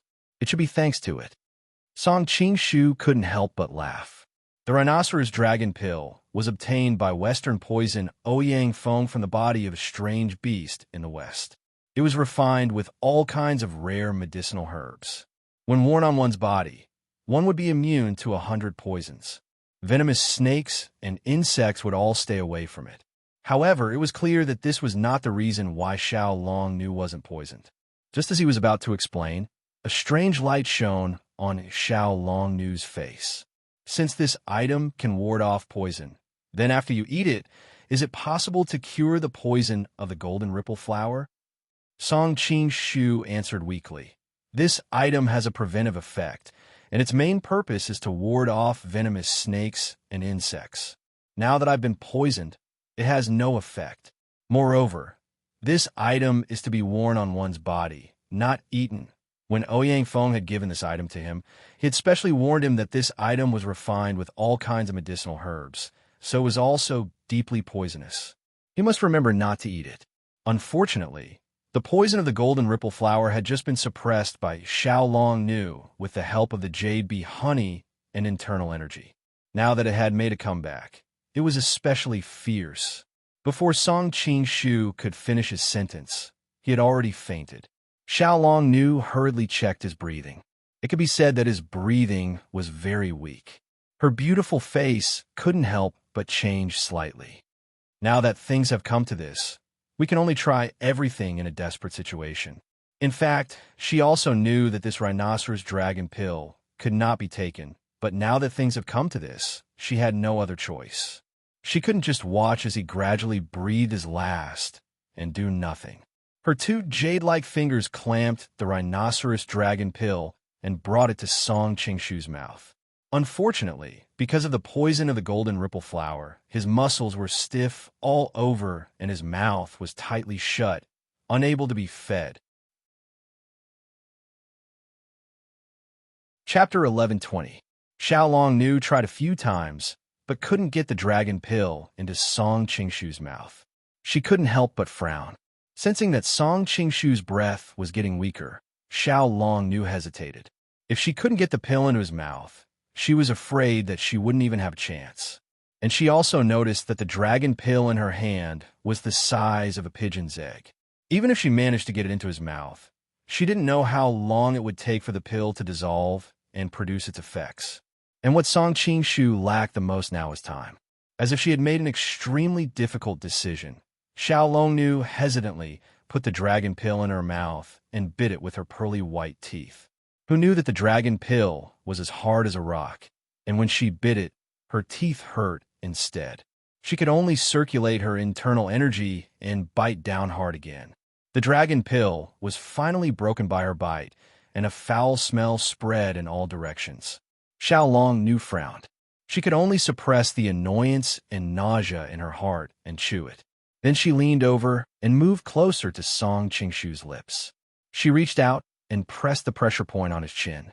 Taking advantage of his lips softening, Xiaolong Nu moved closer and used the tip of her tongue to pry open his lips. Who knew that his teeth were tightly shut? Xiaolong Nu was secretly annoyed, but it was a matter of life and death. She could only endure the shyness in her heart and kept probing with the tip of her tongue. As the saying goes, even well-tempered steel will become soft. Under her unremitting efforts, Song Qingshu's tightly closed teeth finally opened a gap. Xiaolong Nu hurriedly opened his mouth and put the chewed dragon pill into his mouth. Sensing that he had swallowed it, Xiaolong Nu hurriedly moved away from his body. She wiped her lips and could faintly feel her cheeks burning with the back of her hand. Her face, which had always been as cold as frost, was now as red as a rose. I haven't even kissed Guo before. Xiaolong Nu couldn't help but stomp her feet. Her face was filled with annoyance, regret, and shyness. Suddenly, she felt dizzy and her lips felt numb. Xiaolong Nu couldn't help but exclaim, "What a powerful poison!" She couldn't care less about her embarrassment and annoyance. She immediately spat out what was left in her mouth and took out a bottle of jade bee honey to drink. Then, she hurriedly sat down cross-legged to circulate her qi to force out the poison. The Earth Dragon pill of Rhinoceros was a panacea developed by Western poison. It could only be worn and not eaten. If a normal person swallowed it, he or she would have died a long time ago. Fortunately, Xiaolong Nu only chewed it and did not swallow it, so the poison was not deep. Later on, when she fed Song Qingshu, her tongue came into contact with his lips and teeth, so she was naturally infected with the poison of the golden ripple flower. However, the poison in Song Qingshu's saliva had already been diluted, and Xiaolong Nu's mouth contained a panacea against poison, so she didn't end up like Song Qingshu. But even so, she had no choice but to hurriedly circulate her true qi to force out the poison. Wow, Song Qingshu, who was originally unconscious, suddenly turned over and spat out a mouthful of blood. The blood on the ground was especially bright red and dazzling, emitting a demonic glow. Xiaolong Nu was shocked. Ignoring the poison in her body, she ran over and asked, "How do you feel?" The numbness in her lips and the dizziness in her head were naturally the signs of being poisoned by the golden ripple flower. But at the same time, she felt nauseous and extremely uncomfortable, which should be caused by the toxicity of the Tongshe Earth Dragon pill. Therefore, she was very worried that Song Qingshu would not be poisoned to death by the golden ripple flower, but be poisoned to death by the Tongshe Earth Dragon pill first. Unexpectedly, after Song Qingshu vomited blood, he fell into a coma again. Moreover, his body gradually became hot, and it was obvious that he was having a fever. At this moment, Xiaolong Nu was also helpless. She could only resign herself to fate. Taking a deep look at Song Qingshu, she took the opportunity to sit by the side and continue to circulate her true qi to force out the poison. This was the difference between Xiaolong Nu and other people. At this moment, if it was Jiao and Xia Qingqing accompanying Song Qingshu, even if they knew that there was no way, they would still stare at him at all times and put all their attention on him.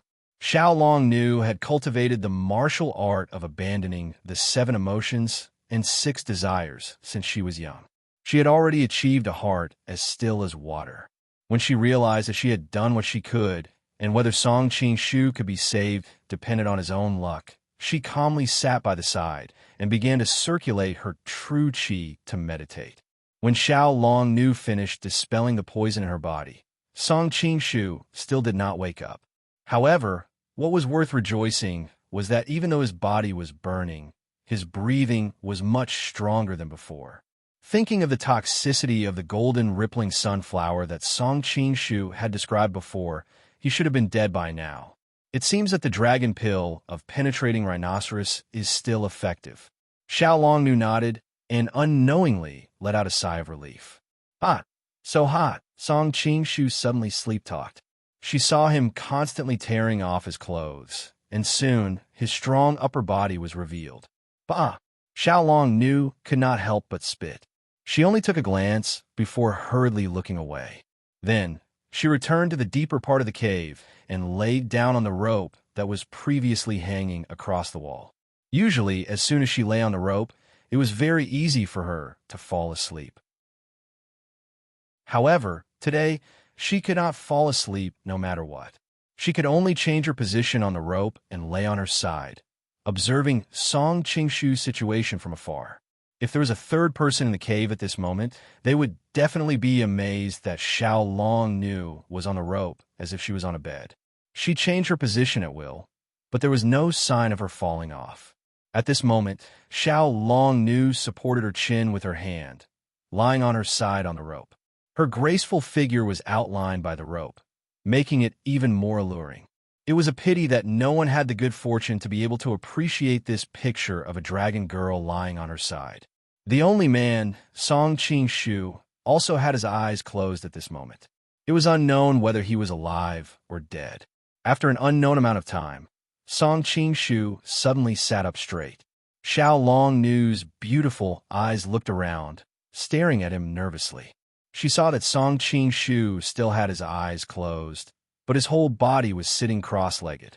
His hands were drawing some strange patterns, and he began to circulate his qi to heal his injuries. Xiaolong Nu's eyes lit up. Seeing that he could start to circulate his qi, presumably his life was saved. Not daring to go over, for fear of disturbing the other, Xiaolong Nu was still lying on her side on the rope, her pair of big eyes staring at him. After an unknown amount of time, Song Qingshu spat out a mouthful of blood again. However, this time, the blood had a faint golden luster.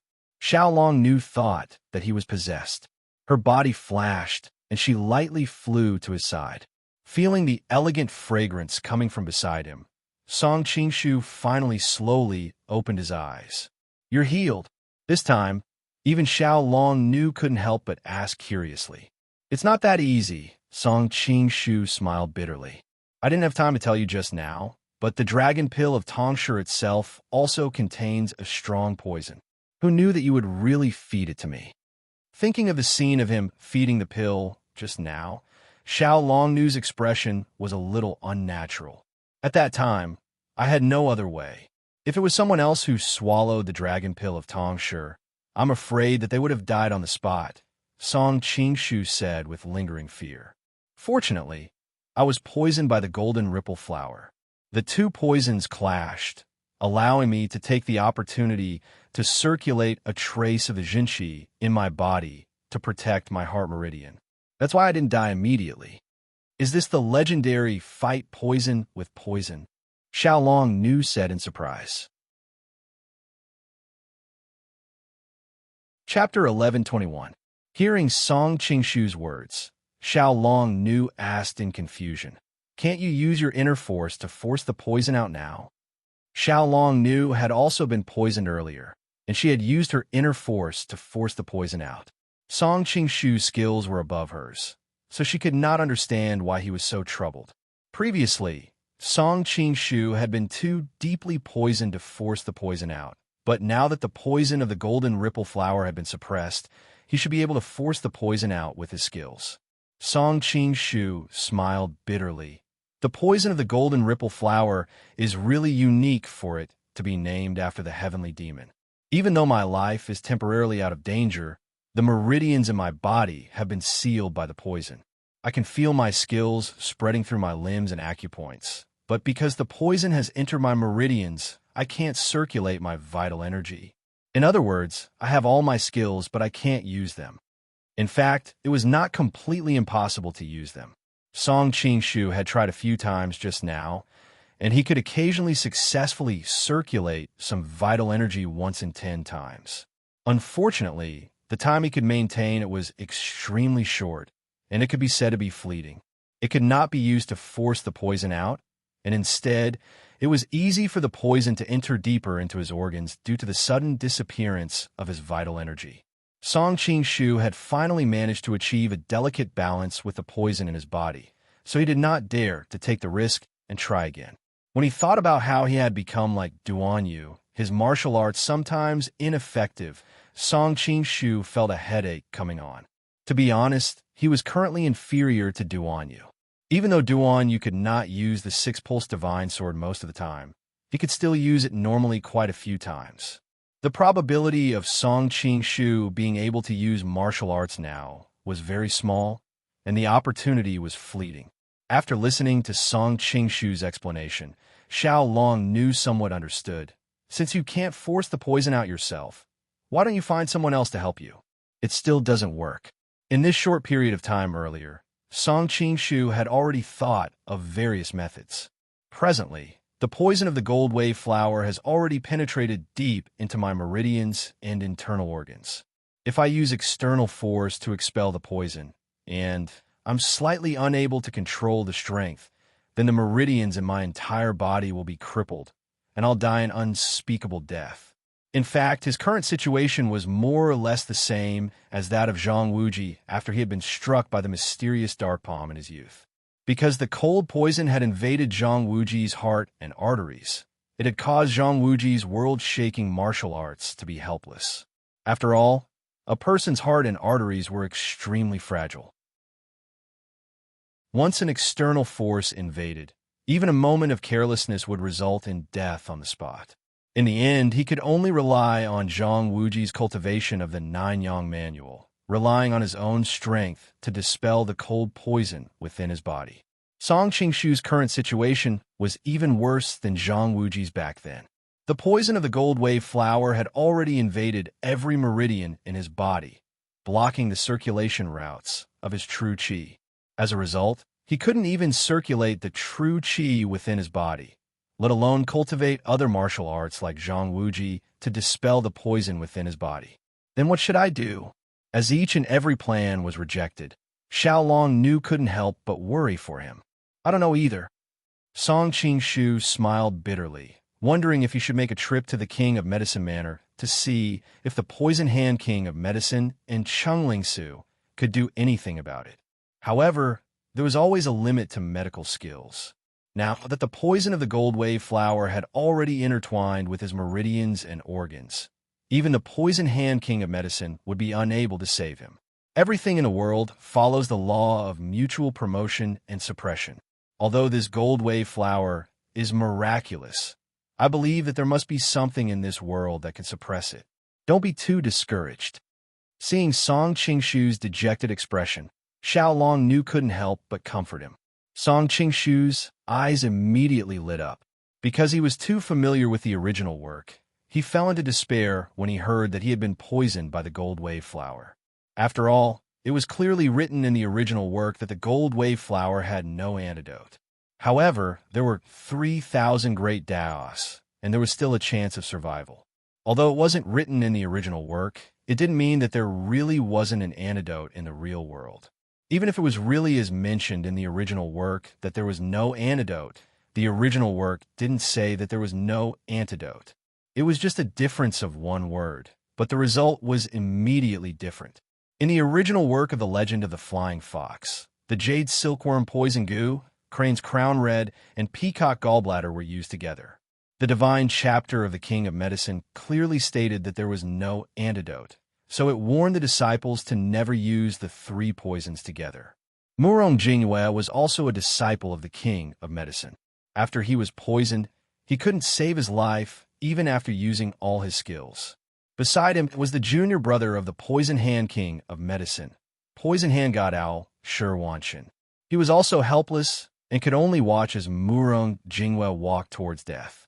In the end, Hu Fei was accidentally poisoned, and even the readers thought that he was dead for sure. However, Chengling-su sacrificed her own life to save him. This was the so-called, there is no antidote, but there is a way to save him. After thinking through all of this, Song Qing-shu suddenly brightened up. Although he appeared to be indifferent to life and death, in reality, he was more pessimistic than anyone else. This was because he was all too clear about the toxicity of the golden rippling flower.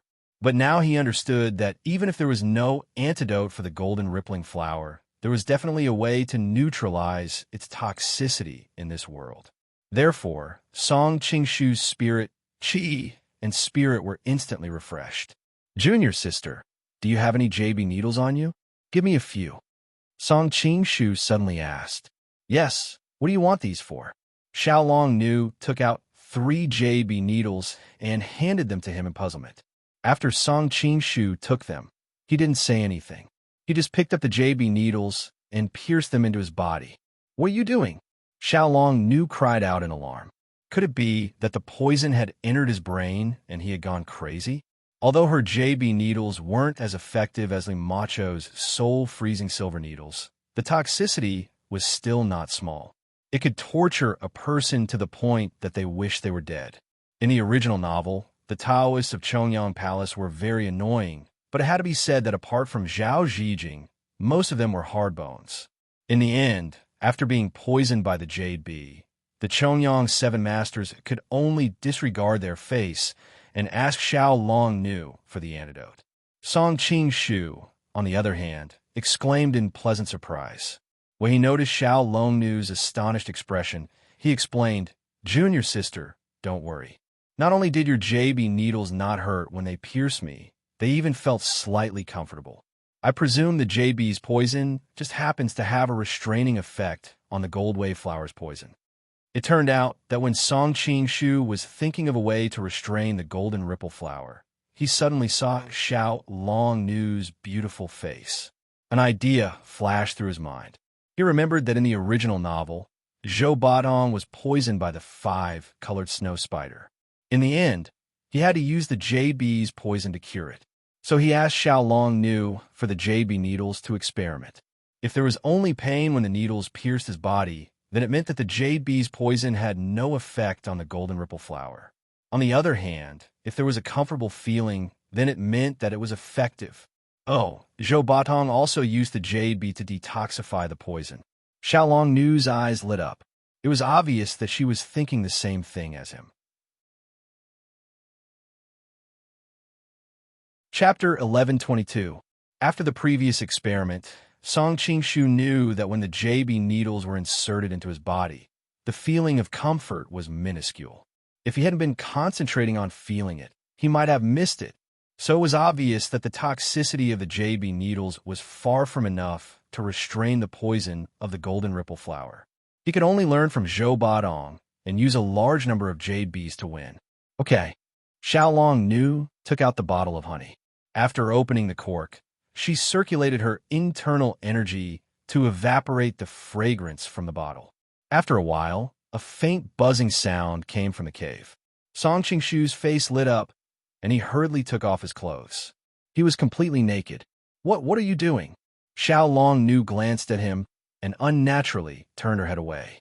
She couldn't help but feel a trace of anger in her voice. In fact, when Zhou Badong used the jade wasps to fight poison with poison, he had also stripped naked like this. Back then, she was unperturbed and did not find it inappropriate.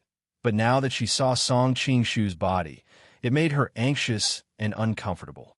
Song Qingshu was startled and hurriedly explained, I was worried that my clothes would get in the way so that more jade bees would sting me. Normally, he wouldn't be so rash, but he had just taken a trip to the gates of hell. Right now, all his energy was focused on how to force out the poison, so he naturally didn't care about these details. He only reacted when he sensed the anger in Xiaolong Nu's tone. Xiaolong Nu also knew that what he said was reasonable, but the impact of a young man's muscular body was extraordinary. She could only grit her teeth and say, then turn around. Song Qingshu nodded and quickly recovered. He looked at the cave entrance with a face full of expectation. Xiaolong Nu's betaming technique was indeed amazing. Before long, many wild bees had smelled the honey and rushed over. Xiaolong Nu used a unique whistle to command the wild bees, wanting them to attack Song Qingshu and inject bee poison into his body. Although the wasps had never seen Xiaolong Nu before, they all flew in the direction of Song Qingshu under the control of her magical bee-controlling technique. Song Qingshu opened his arms and relaxed his body and mind, as if he was welcoming a baptism. Seeing this, Xiaolong Nu's face turned red. She was a little angry, so she ordered the wild bees to sting him as hard as they could to teach him a lesson. At first, the wild bees did follow her instructions and rushed towards Song Qingshu. However, when they were a few meters away from him, the wild bees suddenly stopped and started buzzing around him. Xiaolong Nu felt strange. She thought that these wild bees came from the mountains and were not as easy to control as the jade bees in the ancient tomb. She could only continue to use a special method to order the wild bees to attack. Under her relentless efforts, the wild bees moved forward a few feet, but when they were a meter away from Song Qingshu, no matter how much Xiaolong Nu urged them, the wild bees were not willing to move forward. Song Qingshu opened his eyes and looked at Xiaolong Nu with a puzzled expression. Xiaolong Nu's face turned hot. She thought that this person didn't know how to cover certain places. This was improper. Although Xiaolong Nu didn't know much about worldly affairs, she was still very clear about the difference between men and women. In desperation, she could only order the wild bees to surround him. She thought that as long as he was surrounded by the wild bees, she would immediately hide in the cave. However, something unexpected happened. The swarm of wasps received her forceful order, and there was an obvious commotion. Then, all of them suddenly flew out of the cave. In an instant, not a single one of them could escape, leaving only a man and a woman in the cave looking at each other. Could it be that your honey has gone bad? Song Qingshu's expression was very interesting. He couldn't help but look at Xiaolong Nu. He couldn't always question the other's ability to control the peak. He was worried that she would lose face, so he found a way for her to step down. Honey won't go bad, even after a few years. Xiaolong Nu shook her head. Her eyes also showed puzzlement. The wild bees seemed to be afraid of something. Could it be the poison of the golden ripple flower in your body? But she quickly overturned this conclusion. That's not right. The five-colored snow spider was so poisonous, but the wild bees weren't afraid at all.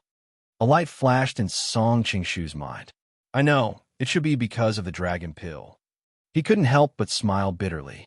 The greatest effect of the dragon pill is to ward off all poisons. Poisonous insects and snakes don't dare to come close. I swallowed the dragon pill. The wild bees should have felt the aura on my body, so they didn't dare to come close. Xiaolong Nu's mouth opened slightly. It's all my fault for feeding you the dragon pill.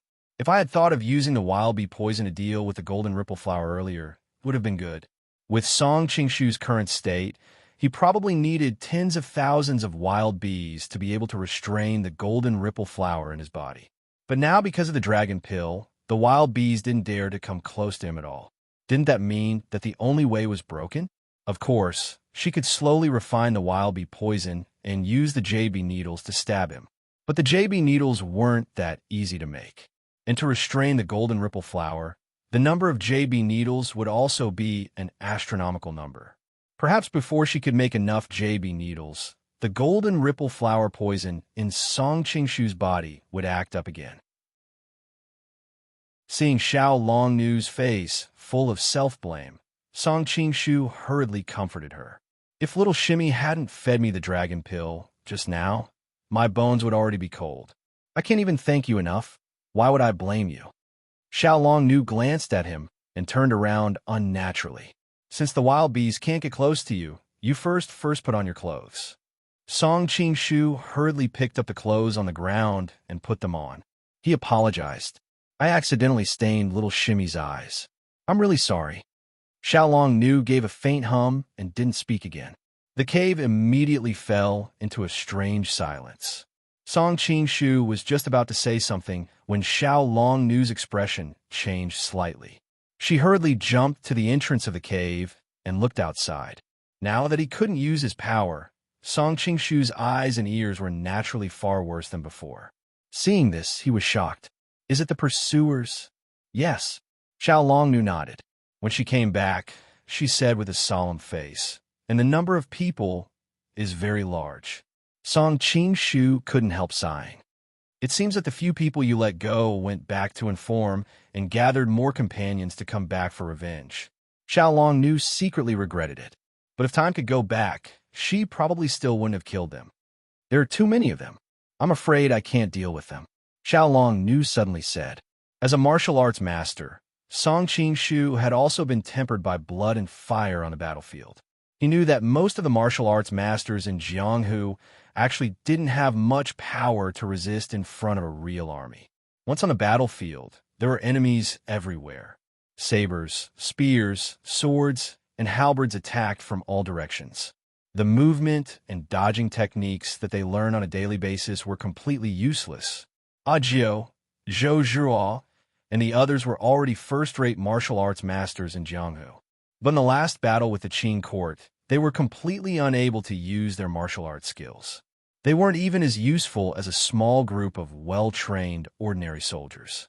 In the original book of the Return of the Condor Heroes, Zhou Batong, Huang Rong, and the others tried to go to the Mongolian army to rescue them. In the end, many of the top martial arts masters in Jianghu were almost wiped out by a few hundred Mongolian soldiers. Therefore, unless one was like Song Qing-shu, Dongfang Bubi, who had heaven-defying lightness skills, or like Ouyang Feng, who had poison to protect himself, or like Gui Jing and Xiao Feng, who were born with the constitution of the god of war, or like Zhang Sanfeng and Nameless, who had absolute power. If they were surrounded by an organized army, they could only die.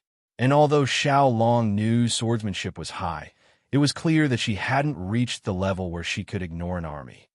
"Take off your clothes," Xiaolong Nu suddenly said. Chapter 11:23. Seeing that Song Qing-shu didn't move and was looking at her with a strange expression, Xiaolong Nu finally reacted and said angrily, "What are you thinking?" "I was thinking of wrapping your clothes around a piece of wood and pretending to escape with you to distract the pursuers before they surround us." In fact, Song Qing-shu also knew that he must have thought wrong, but he couldn't help but feel a little disappointed when she confirmed it. Fortunately, he quickly came back to his senses and asked worriedly, "Won't that put you in danger?" Xiaolong Nu shook her head. "With my Qinggong, it won't be difficult to get rid of them." Only then did Song Qing-shu remember that the ancient Toon sect was famous for their Qinggong, so he took off his outer clothes and handed them to her. "Then I'll have to trouble you." Xiaolong Nu smiled lightly. "You've saved me so many times, it's no big deal for me to save you." Xiaolong Nu practiced kung fu that abandoned the 7 emotions and 6 desires, so her expression was usually very indifferent. Now that she suddenly smiled, it was really like the first snow melting and flowers blooming. Noticing that Song Qing-shu was staring at her, Xiaolong Nu's expression became a little unnatural. "I'm leaving." After saying this casually, she wrapped his clothes around a piece of wood, pretending to carry him on her back, and jumped out of the cave. Song Qing-shu ran to the entrance of the cave and looked into the distance. He saw that Xiaolong Nu deliberately appeared in front of the group of pursuers and then led them to run in another direction. "I hope she's safe." Song Qing-shu returned to the cave and found that without Xiaolong Nu, the whole cave seemed to have lost its color. Song Qing-shu sighed and sat down again in boredom, trying to restrain the scattergency in his body. Unfortunately, he tried many methods, but it didn't work at all. Crack, with a slight crisp sound, Song Qing-shu suddenly opened his eyes and looked out of the cave. "Big brother, they all went to chase that woman. What are we doing here?" A grumbling voice rang out. Song Qing-shu couldn't help narrowing his eyes. He hadn't expected that someone would actually find their way here. "What do you know? As the saying goes, what is real is fake, and what is fake is real. Maybe that woman is using the trick of luring the tiger away from the mountain. I just asked the injured brothers, and according to their description, the cave should be nearby." Listening to the man's voice, it was clear that he was an expert. Normally, Song Qing-shu wouldn't care about such an expert, but now that he couldn't use his power, such an expert was an existence that he couldn't resist. "Big brother is indeed wise." Another person echoed. Song Qing-shu's heart skipped a beat. A third person. Now, he couldn't even deal with one person, let alone 3 people. Song Qing-shu tried his luck, and, as expected, he still couldn't activate it. If only he had a sword in his hand now. Suddenly, Song Qingshu's eyes lit up. Just now, Xiao Longnu had shown great power and stabbed those people's wrists. Many of them couldn't hold their weapons steadily, and they left their weapons in the cave. Song Qingshu picked up a sword that he could use, and his heart finally calmed down a little. Back then, Ling Huchong had lost his internal power because of the heterogeneous Xinqi, but he was still able to blind more than a dozen experts in the battle at the King of Medicine Temple with one sword. With a sword in hand, he wouldn't be trampled on. It was a pity that Song Qingshu's swordsmanship was more natural. The reason why he could turn something rotten into something magical was because the angle and timing of the sword were just right. Now, his eyesight was still there, but the lack of internal power caused his speed and reaction to be greatly reduced, and he might not be able to achieve as exaggerated a result as the 9 strategies beyond the swords. This didn't mean that Song Qingshu's swordsmanship was inferior to the 9 strategies beyond the swords, but the 9 strategies beyond the swords had relatively lower requirements for the swordsman.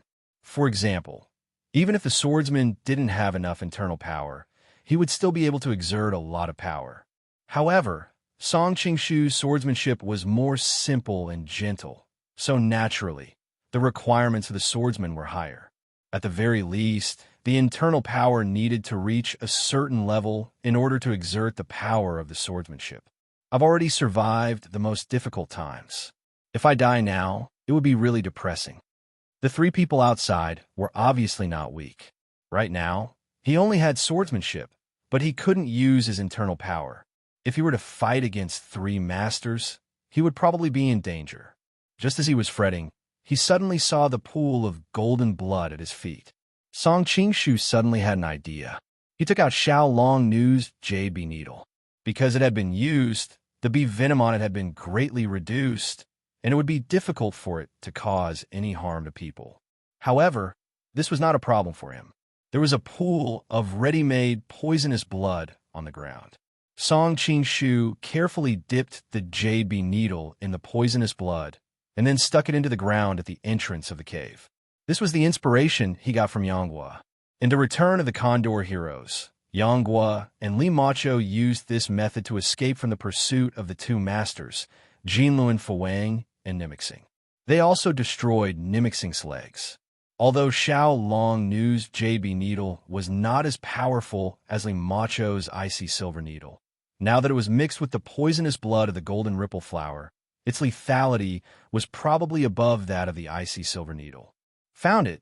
The cave is here. In this short period of time, the 3 people outside had found the entrance of the cave. Everyone be careful. There might be a trap in the cave. The leader was obviously very cautious and hurriedly reminded them. Hearing his words, Song Qingshu's heart immediately sank. As the saying goes, plans can't keep up with changes. He did not expect the 3 unknown bodyguards to be so much more cautious than Jinluan Fuwang and Nimiqing. There are needles on the ground. Be careful. Big Brother indeed has foresight. Soon, the 3 bodyguards cautiously entered the cave. Looking at their attire, they were not Li Kashio's subordinates. They should be the bodyguards accompanying Ma Qingyou. Song Qingshu sighed in his heart. Ma Qingyou's subordinates had been with him for a long time and had probably done a lot of scheming and harming people. Therefore, they were much more vigilant than ordinary people. Man proposes, God disposes. When the bodyguards saw Song Qingshu clearly in the cave, they were all startled for a moment before bursting into laughter. That bastard Zhang Quan was worried that us brothers would fight for the credit, so he purposely sent us to the back. Who would have thought that we would be the ones to benefit from it? The Zhang Quan they spoke of was nicknamed Wind Chanting Swiftsword. He was the leader of Ma Qingyou's bodyguards and was very famous in the martial world of Jiangnan. He had never been on good terms with the 3 brothers. This time, when they were trying to capture Song Qingshu, he had purposely sent the 3 of them in another direction to deliberately mess with them. Who would have thought that, by a stroke of luck, the 3 of them would actually find Song Qingshu? Looking at the 3 of them, Song Qingshu sighed. I did not expect that I would still be found by you. May I know your esteemed names, so that Song Mao will not die a muddled ghost? The man in the lead was extremely tall and sturdy. seeing that he was about to receive 10,000 taels of gold for his promotion by 3 ranks. His mood was exceptionally good. He could not help but chuckle. Well said. Us brothers are known as the Heaven I3 heroes. I am Xiongda. Then he pointed to the man beside him who had a stocky build and a face full of stubble. This is Xiong. With a strange expression on his face, Song Qingshu stared at the last man with a wretched appearance. Don't tell me you are called Baldy Chong. Chapter 1124. Bullsh *T. The man was furious. How's my head bald? I'm the 3rd oldest, so of course I'm called Xiong-san. Song Qingshu's face turned cold. You'd better watch your mouth. Xiong-san was furious and was about to scold him. However, when he met Song Qingshu's eyes, he felt a chill in his heart and involuntarily shrank his neck. He's heavily poisoned. What are you afraid of? Xiong couldn't help but smack him on the head. I don't know what's going on, but I feel panic when I see his eyes, Xiong-san mumbled awkwardly. The Xiong looked at Song Qingshu in surprise. The Golden Snake King is worthy of being called the Golden Snake King. Even now, his eyes are still so fierce and majestic. Song Qingshu smiled faintly. A tiger is bullied by a dog when it falls, but a tiger is a tiger after all. The 3 brothers were furious. Even Xiong sneered. We'll cut off your head soon. Let's see if you can still be so proud then. It's not certain who will kill who, Song Qingshu said calmly. The 3 brothers looked at each other in shock. Could it be that the other party had recovered his martial arts? With the Golden Snake King's cultivation, even if he had only recovered 20% to 30%, it was still not something the 3 of them could deal with. Although Brother Xiong was tall and sturdy, his thoughts were extremely meticulous. After pondering for a moment, he laughed out loud. Surname Song, why do you have to bluff? If you had really recovered your power, why would you take the unnecessary step of setting up a trap at the entrance of the cave? Song Qingshu's expression changed. Seeing this, the Xiong was even more certain. He called the other 2 brothers and slowly approached Song Qingshu in a triangular formation. Don't talk nonsense with this guy. Just kill him. Remember not to cut his face. When the time comes, we'll need his head to claim the reward. After confirming that Song Qingshu had no strength to resist, the Xiong's eyes flashed with a greedy light. At the thought that as long as they killed this man, they would not have to worry about wealth and glory for the rest of their lives. Xiong and Xiong-san's eyes lit up, and they raised their sabers to slash at him. Suddenly, a cold light flashed in front of them, and the 3 of them hastily retreated. Bear and Bear Sin covered the wound on their wrists and said in horror, Big brother, his martial arts are still there. Let's run. Brother Bear ran over and slapped each of them. He chuckled and said, You 2 are really scared out of your wits by the Golden Snake King's name. If he had really recovered his martial arts, I'm afraid your hands would have been broken. How could it be like now, with only a few scratches? Xiong and Xiong Sin finally calmed down and carefully examined the wound on their wrists. They were pleasantly surprised and said, Oh, the tendons are not broken. It was just a small wound. Brother Bear pointed in Song Qingshu's direction. Nonsense, are you blind? The sword in his hand was sent flying by me. I'm sure that he doesn't have any internal energy left. It turned out that in a split second, Song Qingshu had suddenly stabbed Bear and Xiong-san's wrists with his sword. Unfortunately, he couldn't use his internal energy, and his attack speed and strength were too weak. In a hurry, Brother Bear's saber slashed at Song Qingshu's sword. He could no longer hold the sword in his hand, and it fell to the ground several feet away. Son of AB *TCH, he scared me. I'm going to chop him a few times later. Bear and Xiong-san reacted and roared angrily. There was no trace of panic on Song Qingshu's face. Instead, an enigmatic smile appeared on his face. You should have heard of my deeds. You should know that I was able to summon the wind and summon the rain to defeat the Qing army. Brother Bear sneered. Those tricks can only deceive country bumpkins. If you really have the ability to communicate with ghosts and gods, you can just say a word and let the king of hell take our lives. Won't you be saved then? Who knew that Song Shu would seriously reply, "What's so difficult about that?" Brother Bear's face was full of disdain. He thought that this famous Golden Snake King was a madman. Song Shu ignored him and looked directly at Bear Air. "Bear-san?" "Ah." Bear-san replied, subconsciously. Song Shu indifferently said, "You can die now." Bear-san suddenly flew into a rage. "I." Suddenly, his eyes opened and his whole body fell to the ground. Brother Bear and Bear Air hurriedly ran over and saw that he had stopped breathing in an instant. They were both shocked. "Bear Air, you can also die now." Song Shu's voice sounded again. Bear Air looked terrified and hurriedly ran out of the cave. Who knew that as soon as he got up, his whole body would fall to the ground. Big Bear's trembling hand went to check his brother's breathing, and he was instantly scared out of his wits. Everything that had happened in front of him was far beyond the scope of his understanding. The two brothers were still alive and kicking just a moment ago, but with just a few words from Song Shu, the two of them died one after another. Thinking of the legends of the Golden Snake King described in the stories, Brother Bear finally collapsed. Was the other party an immortal or a devil? "Brother Bear, it's your turn now." Song Shu's voice sounded again. "My turn? No, I don't want to die." Brother Bear's limbs were already weak, and he could not stand up. He could only desperately move his body outside, but his eyes became more and more unfocused. Finally, he also lay on the ground with his eyes wide open. The cave gradually returned to peace. Song Shu's entire body suddenly relaxed, beads of sweat dripping from his temples. How could he have any supernatural powers? The reason why Xiong Air and Xiong San died one after the other was because his sword was stained with the poisonous blood of the golden rippling flower. Their wrists were stabbed, and the poison entered their bodies. Song Shu reckoned that it was about time, so he played this trick. From the beginning, Song Shu understood that in his current state, it would be difficult to deal with these three people. So, in addition to arranging the JB needles at the cave entrance, he also stained his sword with poisonous blood. Because he could not use his inner force, his attack power was limited.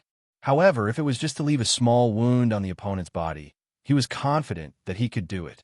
In the end, as expected, he could only injure Bear Air and Bear San. Brother Bear was very cautious, and when he saw that something was wrong, he immediately retreated, causing Song Shu's sword to stab empty air. Instead, it collided with the opponent's saber, and he was sent flying. Brother Bear escaped the fate of being stabbed because of his cautiousness, but at the same time, because of his cautiousness, he gave up the great opportunity to pursue and attack. Although it was a pity that he did not stab the three people, Song Shu had already achieved his goal because he still had the trump card, the soul transfer technique. Because the process of forcing the poison out of the poison consumed a lot of his mental energy, he did not have the confidence to use the soul transfer technique on three people at the same time. If he first used the golden ripple flower poison to get rid of two people and only dealt with Brother Bear, then it would be much easier. Even so, Song Shu was still very careful. He first planted a psychological suggestion in him, and then used Bear Air and Bear San to suddenly die for no reason to completely destroy his mental defenses. Only then did he use the soul transfer technique on him.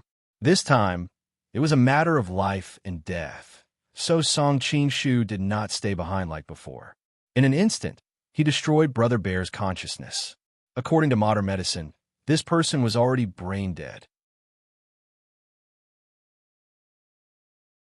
Chapter 1125. When Song Shu came out of the cave, a bright red sun was rising in the horizon. Breathing in the fresh mountain air, he couldn't help but feel refreshed. A new day is truly beautiful. Song Shu stretched his body. Last night, he would have died without a doubt, but by a stroke of luck, he actually survived. Now, the golden ripple flower in his body had also temporarily calmed down. Although he still couldn't use his inner force, he didn't really mind it. He was an optimistic person.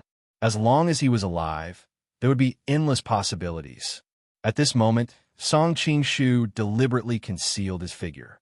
It wasn't because he was careless, but because he didn't need to conceal himself anymore. Because he didn't appear with his original appearance, but had changed into Xiong Da's clothes, changing his appearance to look like him. He was clear that with Xiao Long Nu's Qin Gong, she shouldn't encounter any danger. On the contrary, if he continued to stay in the cave and was found by others, he might not be so lucky to escape. Therefore, he simply changed his appearance to Xiong Da's.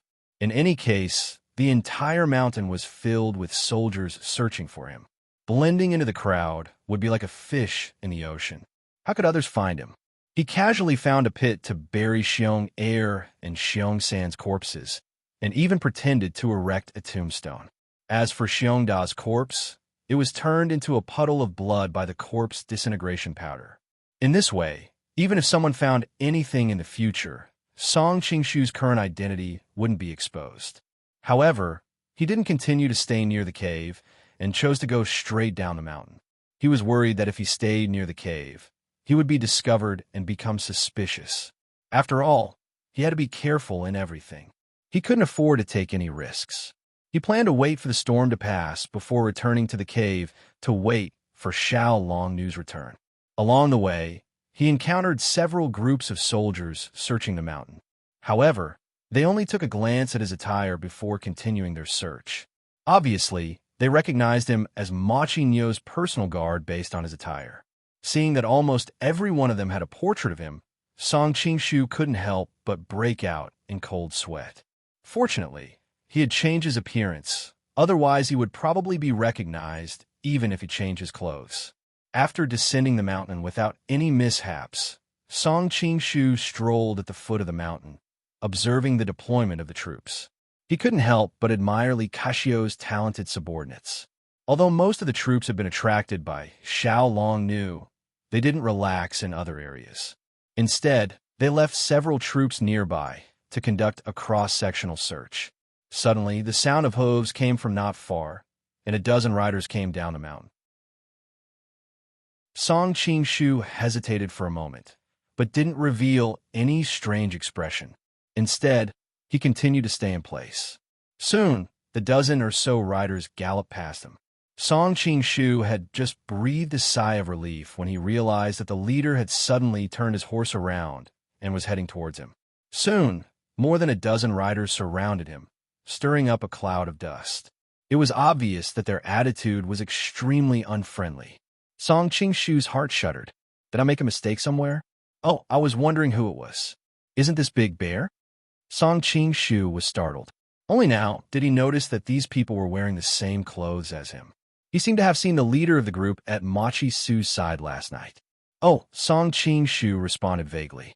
Aren't you usually very arrogant? Why are you like a frosted eggplant today? The leader said in a sarcastic tone. Oh, why don't I see Bramble and Bramble? Song Qingshu raised his eyebrows. From this man's tone, he seemed to have a bad relationship with Big Bear. Suddenly, he thought of the wind-chanting fast sword Zhang Quan the three brothers had mentioned last night. Could it be him? Big Brother Zhang is asking you a question. Are you mute? Another man said angrily. Finally getting confirmation, Song Qingshu deliberately said angrily with reddened eyes, It's all your fault for luring us away. In the end, when we went to investigate the cave, they were stabbed by the poisonous needles in the trap and died. Bramble and Bramble are dead? Zhang Quan's eyes flashed a trace of schadenfreude. It's none of my business. You accidentally fell into the trap. I'll kill you. Song Qingshu deliberately pretended to rush over, but someone had already stopped him. Forget it. I won't argue with you for the sake of your bereavement. Zhang Quan waved his hand. This Big Bear's martial arts was good. If he was really annoyed, it would be a little troublesome. It's not suitable for you to continue to stay here to perform tasks in your current state. It just happens that the young mistress is going back to Lin, and needs an escort. You can escort her back. Song Qingshu was dumbfounded. He just pretended to be casual. Why did the young mistress suddenly come out? And escort her back to Linen? No, I want to stay here to accompany my brother. Song Qingshu subconsciously refused. What a joke. He still had to wait for Xiao Longnu to come back. How could he run to Linen? This is the order of the left prime minister. Do you dare to disobey? Zhang Quan said as he put his hand on the sword at his waist. Song Qingshu's pupils shrank. He knew that Big Bear had never been on good terms with him. If he used this as a pretext to kill him, it would be really unjust. He had no choice but to snort. "I'll go. Come with us back to the city to pay your respects to the Prime Minister." Zhang Quan waved his hand and signaled his subordinates to give him a horse. In desperation, Song Qingshu had to follow this group of people to Yangzhou City. It was not that he did not think of escaping along the way. However, in his current state, once his identity was exposed, he would not be able to escape far. Unknowingly, the group of people returned to Yangzhou City. Machi Su did not stay in the admiral's office. Instead, she requisitioned a rich merchant's mansion and lived there. She planned strategies and directed Song Qingshu's arrest. Zhang Quan led this group of people to salute Machi Su. Machi Su nodded and casually said, "This time, you will escort the young mistress back to Lin and—" "Young mistress?" Song Qingshu had a puzzled look on his face. He suddenly thought of Wan Gue from last night. His heart was filled with excitement. Could it be Qi Fong? Unexpectedly, after Zhang Quan heard his words, he did not accept the order. Instead, he said, "Prime Minister, I'm afraid this subordinate will not be able to escort the young mistress back this time." Machi Su immediately raised her head. Her eyes shone with a frightening light.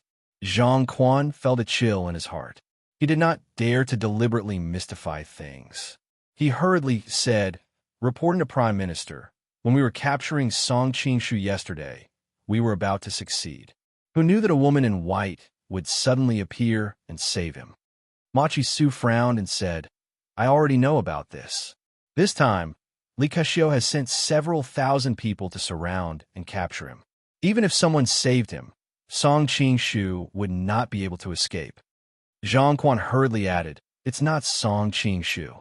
It's related to that woman." Song Qingshu lowered his head. When he heard this, his heart shook. "It's related to Xiaolong Nu?" Machi Su clearly had the same doubts. "What happened to that woman?" "About 2 hours ago, this subordinate met that woman from afar. I saw her face clearly. She—" Zhang Quan seemed to recall some terrifying memory. His voice trembled slightly. "She seems to be Li Hua from back then." Li Hua. When she heard this name, Machi Su suddenly stood up. She was clearly shocked. Who is Li Hua? Song Qingshu was extremely puzzled. Someone who could make Machi Su lose her composure like this was clearly not an ordinary person. Impossible. Machi Su finally came to her senses. Li Hua died long ago. Even if she didn't die, she would be over 50 years old now. However, according to the information we received yesterday, the person who saved Song Qingshu is clearly a young woman. It can't be her. This subordinate also participated in the operation to capture Li Hua back then, so I recognize her appearance. That girl in white is practically a copy of her. Zhang Quan also revealed a puzzled expression. However, no matter how good Li Hua is at preserving her appearance, it's impossible for her to look so young. Moreover, their martial arts are quite different. Zhang Quan secretly glanced at Machi Su. Then he said, "According to this subordinate's deduction, that woman in white is very likely the baby girl from back then. You Yinping." Machi Su's face darkened. No wonder the information we received said that she appeared near Yangzhou City. At first, I thought she was the daughter of Yu Buchuan of Mount Hua. Song Qingshu finally remembered who Li Hua was. She was Yu Fei's wife. She was also the aunt that Li Qingluo had mentioned before. Because of her mysterious identity, the people of the Southern Song dynasty did not know her real name. They only referred to her as Li Hua. Song Qingshu knew that if not for the mask on his face, his current expression would be very interesting. He did not expect that Yu Fei's orphan was actually Xiaolong Nu. However, when he thought about it carefully, all the characteristics fit together. When Xiaolong Nu was still an infant, she was left at the entrance of a Chuanjin sect. Presumably, at that time, Yu Fei was killed unjustly. Li Hua was also weak after giving birth and was chased by Machi Su and Zhang Jun's lackeys. She was unable to protect her daughter and did not dare to trust anyone. Thus, she left her daughter at the entrance of the world's most righteous sect, the Chuanjin sect. At that time, Wang Chongyang was a trustworthy person in terms of martial arts and character. However, she did not expect that in the end, Xiao Long Nu would be carried back to the ancient tomb by Lin Chaoying's servant girl. No wonder I always felt that Wang Yuyin and Xiao Long Nu looked somewhat similar. I thought that it was because of the influence of the movies in my previous life. I did not expect that they were really related by blood. Song Qing-shu was suddenly enlightened. Although Xiao Long Nu and Wang Yuyin were only a few years apart, according to seniority, Xiao Long Nu should be Wang Yuyin's aunt. Zhang Quan arranged for one person to escort young mistress back to Lin, send the rest of the people out. We must capture that woman. Inform everyone that we don't need to care about that Song Qing-shu anymore. Anyway, he won't survive after being poisoned by the golden ripple flower. Send everyone to capture that woman. A trace of ruthlessness flashed in Machi Su's eyes. Because of what happened in the past, she had already formed a blood feud with the Yu clan. These years, the public opinion had gradually been crying out for Yu Fei's innocence. If they knew that Yu Fei's daughter was still alive, there would definitely be people who would take the opportunity to reverse Yu Fei's verdict. At that time, they would all die without a burial place. Therefore, Yu Fei's descendant must not be allowed to live in this world. Understood. A trace of joy flashed in Zhang Quan's eyes. Back then, he had made a name for himself by hunting down Yu Fei's family. He had been recognized by Machi Su and gradually promoted to become the leader of the Imperial bodyguards. If he could capture that woman this time, it would be another great achievement. When that time came, he would be rewarded with glory and wealth. The Prime Minister would definitely not mistreat him. Zhang Quan turned around and looked at Song Qing-shu. He pointed at him and said, "Xiongda, this time, you will escort young mistress back to Lin alone. The rest of you, follow me to capture that woman." He was not in good condition today. Chapter 1126. The three Xiong brothers had always had a bad relationship with Zhang Quan, so Zhang Quan would deliberately make things difficult for the three of them in his work. For example, he left the three of them in the rear because he was worried that they would catch Song Qing-shu and take the credit, who knew that they would run into Song Qing-shu by accident. Of course, Zhang Quan did not know that the three brothers were dead, so this time he deliberately transferred First Xiong to protect the young madam. Such a task was not profitable and risky, so it was necessary to do it well. If the young madam was injured on the way, the guards would not be able to bear the consequences. On the contrary, if they went to capture Xiao Long Nu and gain something, they would not have to worry about wealth for the rest of their lives. Noticing First Xiong's sullen face, Zhang Quan felt a strange pleasure in his heart. Song Qing-shu wanted to cry, but had no tears. He did not expect that his expression at this time was particularly in line with First Xiong's reaction. Originally, he was only worried that staying near the cave would arouse the suspicion of someone with ulterior motives, so he wandered around the foot of the mountain and waited for Xiao Longnu to come back before running back to meet her, who knew that he would first be brought back to Yangzhou by Zhang Quan, and now inexplicably be assigned to escort the young mistress back to Linen. The only gain was that he learned the secret of Xiao Longnu's life experience, so this trip was not in vain. As for Machi Su mobilizing the experts under her command to surround and capture Xiao Longnu, Song Qing-shu was not very worried. On this trip to the north, Machi Su could only mobilize a limited number of people. With the martial arts of Zhang Quan and the others, it was not realistic to hurt Xiao Longnu. Moreover, with Xiao Longnu's lightness skill, it was more than enough to get rid of these people. The only thing worth worrying about was whether Xiao Longnu would have an accident in order to come back to find him. Song Qing-shu was thinking of ways to inform Xiao Longnu, but unfortunately, he was in the tiger's den now and could not find any opportunity. After I send that young mistress out of the city, I'll leave quietly. No one will know. Song Qing-shu thought about it and decided that this was the safest way. Zhang Quan and the others left excitedly, while Song Qing-shu was led by a servant to the side door. A carriage had long since stopped there, and Wan Gui was currently helping a young married woman with a flowery dress, saying something indistinctly. Song Qing-shu looked up and saw that the young woman had slender eyebrows and curved lips. Perhaps because she lived a comfortable life in the Wan clan, her skin was white and tender, like that of a young girl. However, she was more voluptuous than a young girl. She looked somewhat familiar.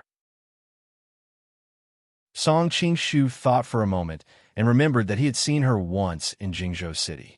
This young woman was naturally Qi Fong. Last time, Dian said that he found her whereabouts, so he bade farewell to her. I wonder if he has seen Qi Fong. Song Qing-shu thought that under normal circumstances, he would definitely ask Qi Fong directly. However, he did not dare to reveal his identity now. Hearing the commotion, the husband and wife turned around. Noticing that Song Qing-shu was alone, Wan Gui's expression immediately turned ugly. Why are you alone? Where are the others? Even though they were enemies, Song Qing-shu had no choice but to admit that Wan Gui was indeed very handsome and confident. It was a pity that he only had a good appearance and his heart was full of crafty tricks. The Prime Minister has other important matters to attend to and cannot split his hands. Song Qing-shu gave a rough explanation. Wan Gui's expression changed slightly. Hearing that it was Ma Chi-ju's idea, he did not dare to question it. He could only comfort Qi Fong. This trip to the south is very safe. Coupled with the Prime Minister's waste token, we can mobilize the officials along the way at any time. There is no need to worry about safety. Qi Fong nodded absent-mindedly. That's good. I don't like too many people either. Only then did Wan Gui turn back to Song Qing-shu. Protect young mistress well along the way. If she loses even strand of hair, I will ask for it on your behalf. Song Qing-shu responded casually, but he was laughing coldly in his heart. If not for Diyun's sake, how can I quench the hatred in my heart if I do not protect your wife to bed after you harm me like this? Wan Gui did not notice the look in his eyes. Instead, he turned to the gorgeous woman beside the carriage and said, Taohong, you will take care of young mistress' daily needs. As for the other heavy work, just instruct Xiongda to do it. Young master, rest assured. The gorgeous woman giggled, her tone faintly tinged with the aura of a prostitute. It turned out that this woman, named Taohong, was originally Wan Jinshan's concubine. Back then, under the instructions of the Wan father and son, she framed Diyun and attempted to rape her, causing Diyun to be thrown into prison. Thus, she was deeply trusted by the Wan father and son. However, she came from brothel. After the Wan father and son returned to the family, her identity could not enter the Machi family. She could only stay by Wan Jinshan's side in the form of a maidservant. This time, she was sent to accompany Qi Fong back to Linen. Note, in the original work, after Taohong framed Diyun, Wan Jinshan burned the bridge after crossing the river and chased her out of the Wan family. In the end, she hid in a broken ancestral hall behind the Wan residence and became a crazy beggar. Wan Gui still wanted to say something, but suddenly a manservant ran over and reported, Young master, the Prime Minister is looking for you. Wan Gui did not dare to delay, since Ma Chi Fong was looking for him. He could only say to Qi Fong, I will go in first. Go back and take good care of the water spinach. Qi Fong frowned. She wanted to say something, but when she thought that her husband would definitely not be willing to listen, she could only drop the subject. Seeing her husband anxiously running back to the courtyard, Qi Fong faintly sighed. She turned around and was about to get into the carriage. Perhaps it was because her mind was elsewhere, she actually stepped on empty air and her entire body tilted to the side. Madam, be careful. Song Qing-shu subconsciously reached out to support her. However, his expression quickly changed. Because he was unable to use his internal energy, he had originally wanted to support her arm. Who knew that he would be so weak and powerless that he actually failed to support her? Seeing that the two of them were about to fall to the ground, he hurriedly reached out with his other hand to stabilize her body. A soft and bouncy feeling came from his palm. It turned out that in his panic, his hand had actually touched the other's full chest. Song Qingshu was really on the verge of tears. He could swear on his dignity that he had absolutely no intention of taking advantage of her. It should be known that he was currently in a tiger's den. His top priority was to safely leave Yangzhou City. How could he dare to complicate matters? This was really a case of misfortunes. Song Qingshu quickly withdrew his hand and awkwardly apologized. "I'm sorry, I didn't mean it." "You damn, do you know the rules? Is the young madam's hand something you can touch?" Taohong was tidying up her luggage to the side. When she turned around and saw this scene, she opened her mouth to curse. Song Qingshu's face sank. He had already begun to consider how he would escape when the guards inside rushed out. "It doesn't matter. It was my own carelessness. I don't blame him." At this time, Chi Fong suddenly said in a soft voice. Seeing that the young madam had spoken, Taohong did not dare to say anything. She could only fiercely glare at Song Qingshu. Fortunately, the young madam is a good person. Otherwise, you would have to suffer a beating today. Song Qingshu knew that from Taohong's angle, she could only see him supporting Chi Fong. She should not be able to see where his hand was placed. Otherwise, how could she let it go so easily? On the contrary, Chi Fong suffered such a big loss, but she did not blame him at all. Was she worried that it would damage her reputation if it was spread out? After Chi Fong finished speaking, she did not look at him again. With the help of Taohong, she got into the carriage. After a while, Taohong poked her head out of the carriage and saw that Song Qingshu was still standing there. She angrily scolded, "What are you still doing there? Get on the carriage and go." Oh, Song Qingshu came back to his senses. He jumped into the carriage and subconsciously lifted the curtain. He saw Chi Fong holding her chin with her hand. Her snow-white wrist and rosy face complemented each other. It was a different kind of amorous feeling. Chi Fong was in a daze inside the carriage. She noticed the movement at the door curtain of the carriage. She could not help but look up at him in surprise. Song Qingshu woke up. For a moment, he forgot his current identity. He still thought that he was the Golden Snake King who was treated as a guest of honor wherever he went. Taohong, who was next to him, suddenly became angry. "Is this a place where you should be? Get out." Song Qingshu frowned.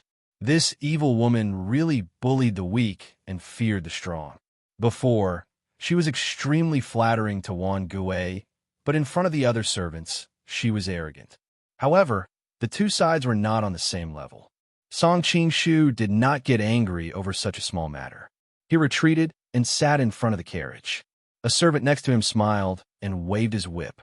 Go! It turned out that in addition to Song Qingshu, Chi Fong, and Taohong, there were two servants accompanying them. One drove the carriage in front, and the other was in charge of the carriage at the back. In addition to driving the carriage, these two servants were also responsible for carrying the luggage and serving tea. After all, Song Qingshu's identity at this time was as a guard. His main responsibility was to protect the safety of the group. The carriage drove for a while. Song Qingshu suddenly suspected something. He could not help but ask the servant next to him, "Hey, this doesn't seem to be the direction to leave the city." The servant was startled at first. Then he reacted. There are two directions to leave the city. One is to go out of the city gate and go by land. The other is to go here and go by water. This time, we're going back to Linen. Of course, it is more convenient to go by the Grand Canal. We actually have to take a boat. Song Qingshu suddenly had a headache. Originally, he thought that after going out of the city, he would find a chance to quietly leave and then go find Xiao Longnu. Who knew that now he would have to take a boat? At that time, there would be a vast river all around. He would not be able to leave even if he wanted to. But Song Qingshu had no other choice now. Now he was still in Yangzhou City. In order to capture him, Yangzhou City was under martial law. If there was any strange movement, he would be surrounded immediately. He did not dare to take this risk. Originally, Song Qingshu was still wondering if he should take Chi Fong hostage if he was exposed. But he quickly gave up this idea. It should be known that in the original work, the father and son of the Wan family were more vicious than snakes and scorpions. Chi Fong died in the hands of Wan Gui. Now, there was a Machi Chun who was 100 times more vicious. Why would he care about the life and death of a granddaughter-in-law? Let's leave the boundary of Yangzhou first.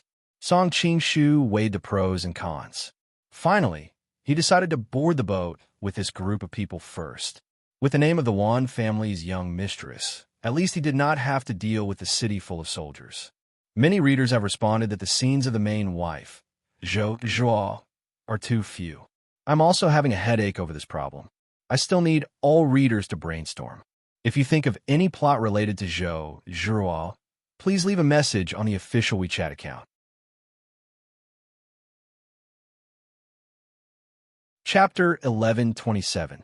When the group arrived at the dock, there was already a huge merchant ship docked there. This world water transport was very developed. Even though the countries were fighting, there were still countless ships coming from the south to the north. Wan Gui used his background to find such a ship in a short amount of time. The owner of the ship was an old Zhejiang merchant family. Knowing that important people were coming, they purposely left the top floor of the ship open. A sailor had already helped the servant move the luggage up. After they all got on the ship set sail. The southern Song Prime Minister's mansion sure has a lot of face. Song Qingshu looked at the flattering ship owner and couldn't help but laugh. As the young madam of the Prime Minister's mansion, Qi Fong naturally didn't have to deal with these merchants. These social activities were all handled by Tao Hong. She went back to her room to rest. The other two servants were arranging the accompanying luggage. Song Qingshu was a little bored at the moment. After all, this ship was a large merchant ship. The guards on the ship were already very impressive. In addition, they were at the highest level, so no one would be stupid enough to disturb them. Song Qingshu went out and stood on the balcony of the top deck.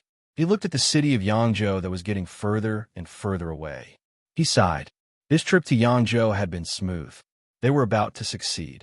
Who knew there would be such a big change at the end? This time, he was able to escape death. Song Qingshu couldn't help but be glad that he was lucky. The past day and night was so long. There were a few times when he thought he couldn't escape. Who knew in the end he would make it? When I first came to this world, I was looking for martial arts manuals all over the world. At the time, I sighed that the main characters were unbeatable. Now, it seems that my luck is also very good. The river wind brushed his face. Song Qingshu felt refreshed. He had always been an optimistic person. Maybe in the eyes of others, he had lost his martial arts, which was a bit tragic.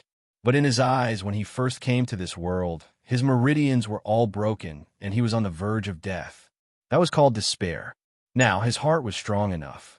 All these years of experience and vision allowed him to know that his cultivation had only temporarily dissipated because of the golden ripple flower. As long as he found a way to cure the poison of the golden ripple flower, recovering his cultivation would be a matter of course. Furthermore, this calamity wasn't in vain. At the very least, judging from the current situation, he was now completely immune to all poisons. Sigh, comparisons are odious. Duan Yu is invincible just by eating a toad, but I've been struggling on the edge of life and death for so long. Song Qingshu smiled bitterly. Guard Xiong, why are you laughing? A gentle voice suddenly came from behind him. Song Qingshu stared blankly. For a moment, he didn't realize that he was the guard Xiong that the other party had mentioned. It wasn't until the other party repeated her question that he turned around and said, "So, with young madam." The cool breeze on the river caused Qi Fong's dress to flutter. The hair on her head was also somewhat disheveled and hung over her cheeks. Her body was graceful and slender, as if she would be blown away by the wind. The wind is strong outside. Young madam, you should return to your room and rest. Song Qingshu didn't want to have any contact with her. Once the boat was far enough away from Yangzhou, he would find a chance to quietly disembark. From then on, their fates would be in their own hands. Qi Fong shook her head and said with a slight smile, "It's fine. In my early years, I also learned martial arts. My body isn't as delicate as the other madams and young ladies in the capital." Hearing this, Song Qingshu couldn't help but look her up and down. Although he had lost his cultivation, his eyesight was still there. The young madam in front of him had a rosy complexion and exuded a moist luster.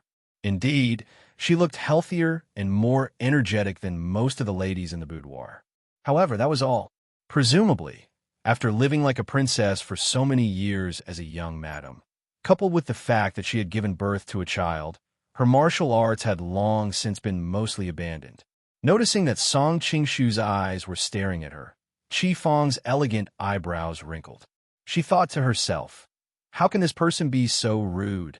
However, she was, after all, born in Jianghu. She wasn't as particular as the other noble madams.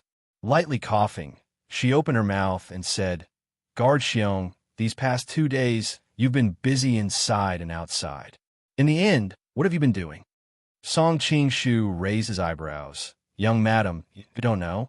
I know a little. As for the specific details, I'll need Guard Xiong to tell me. At this time, Qi Feng was standing in the wind. Song Qingshu could faintly smell a woman's body fragrance. I don't know what kind of rouge and face powder she uses. It smells pretty good. Song Qingshu secretly pondered. Guard Xiong? Qi Feng continued to ask with a frown. Since when? Young master didn't tell you. He naturally has his reasons. This subordinate doesn't dare to speak carelessly. At this time, they still hadn't completely escaped from danger. Song Qingshu had no choice but to be careful. He imitated Xiong Da's tone and replied, Guard Xiong, you only have young master in your eyes. You don't have me? Qi Feng somewhat angrily glared at him. I don't dare. Song Qingshu lowered his head and didn't meet her eyes. He was very clear about his greedy and lustful nature. This Qi Feng used to be Jingzhou City's #1 beauty. As the saying goes, Jingzhou City's thousands of beauties and hundreds of beauties. Even with Song Qingshu's picky eyes, he had to admit that the young woman in front of him was as beautiful as a flower. He was afraid that looking at her a few more times would cause his lustful nature to act up again. However, the current Song Qingshu was no longer as unprincipled as he was a few years ago. Diyun, that silly boy, was honest and loyal. Over the years, he had done his best to do things for him. As the saying goes, one shouldn't bully a friend's wife. Even though the woman in front of him was now Madame Wan, she was also Diyun's sweetheart. Therefore, Song Qingshu tried his best to avoid any interaction with her.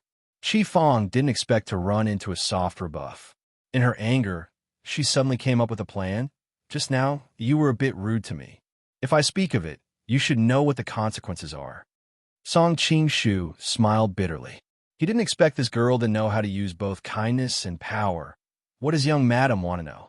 Seeing that he was on the right track, Qi Feng smiled with satisfaction. Who were you dealing with last night when you were so busy? Golden Snake King, Song Qingshu. Whenever he spoke his name, he always had a strange feeling. It really was him. Qi Feng had also vaguely heard some of it yesterday, but as far as I know, Golden Snake King's martial arts are unparalleled, and his Qigong is unparalleled. How could you people deal with him? Of course we had to use some despicable means. Song Qingshu snorted coldly and roughly explained the matter of the golden ripple flower. After he finished, Song Qingshu suddenly noticed Qi Feng's surprised expression and couldn't help but feel a chill in his heart. Young madam, please don't speak of this. Noticing his nervous expression, Qi Feng smiled faintly and said, Don't worry, I won't tell young master.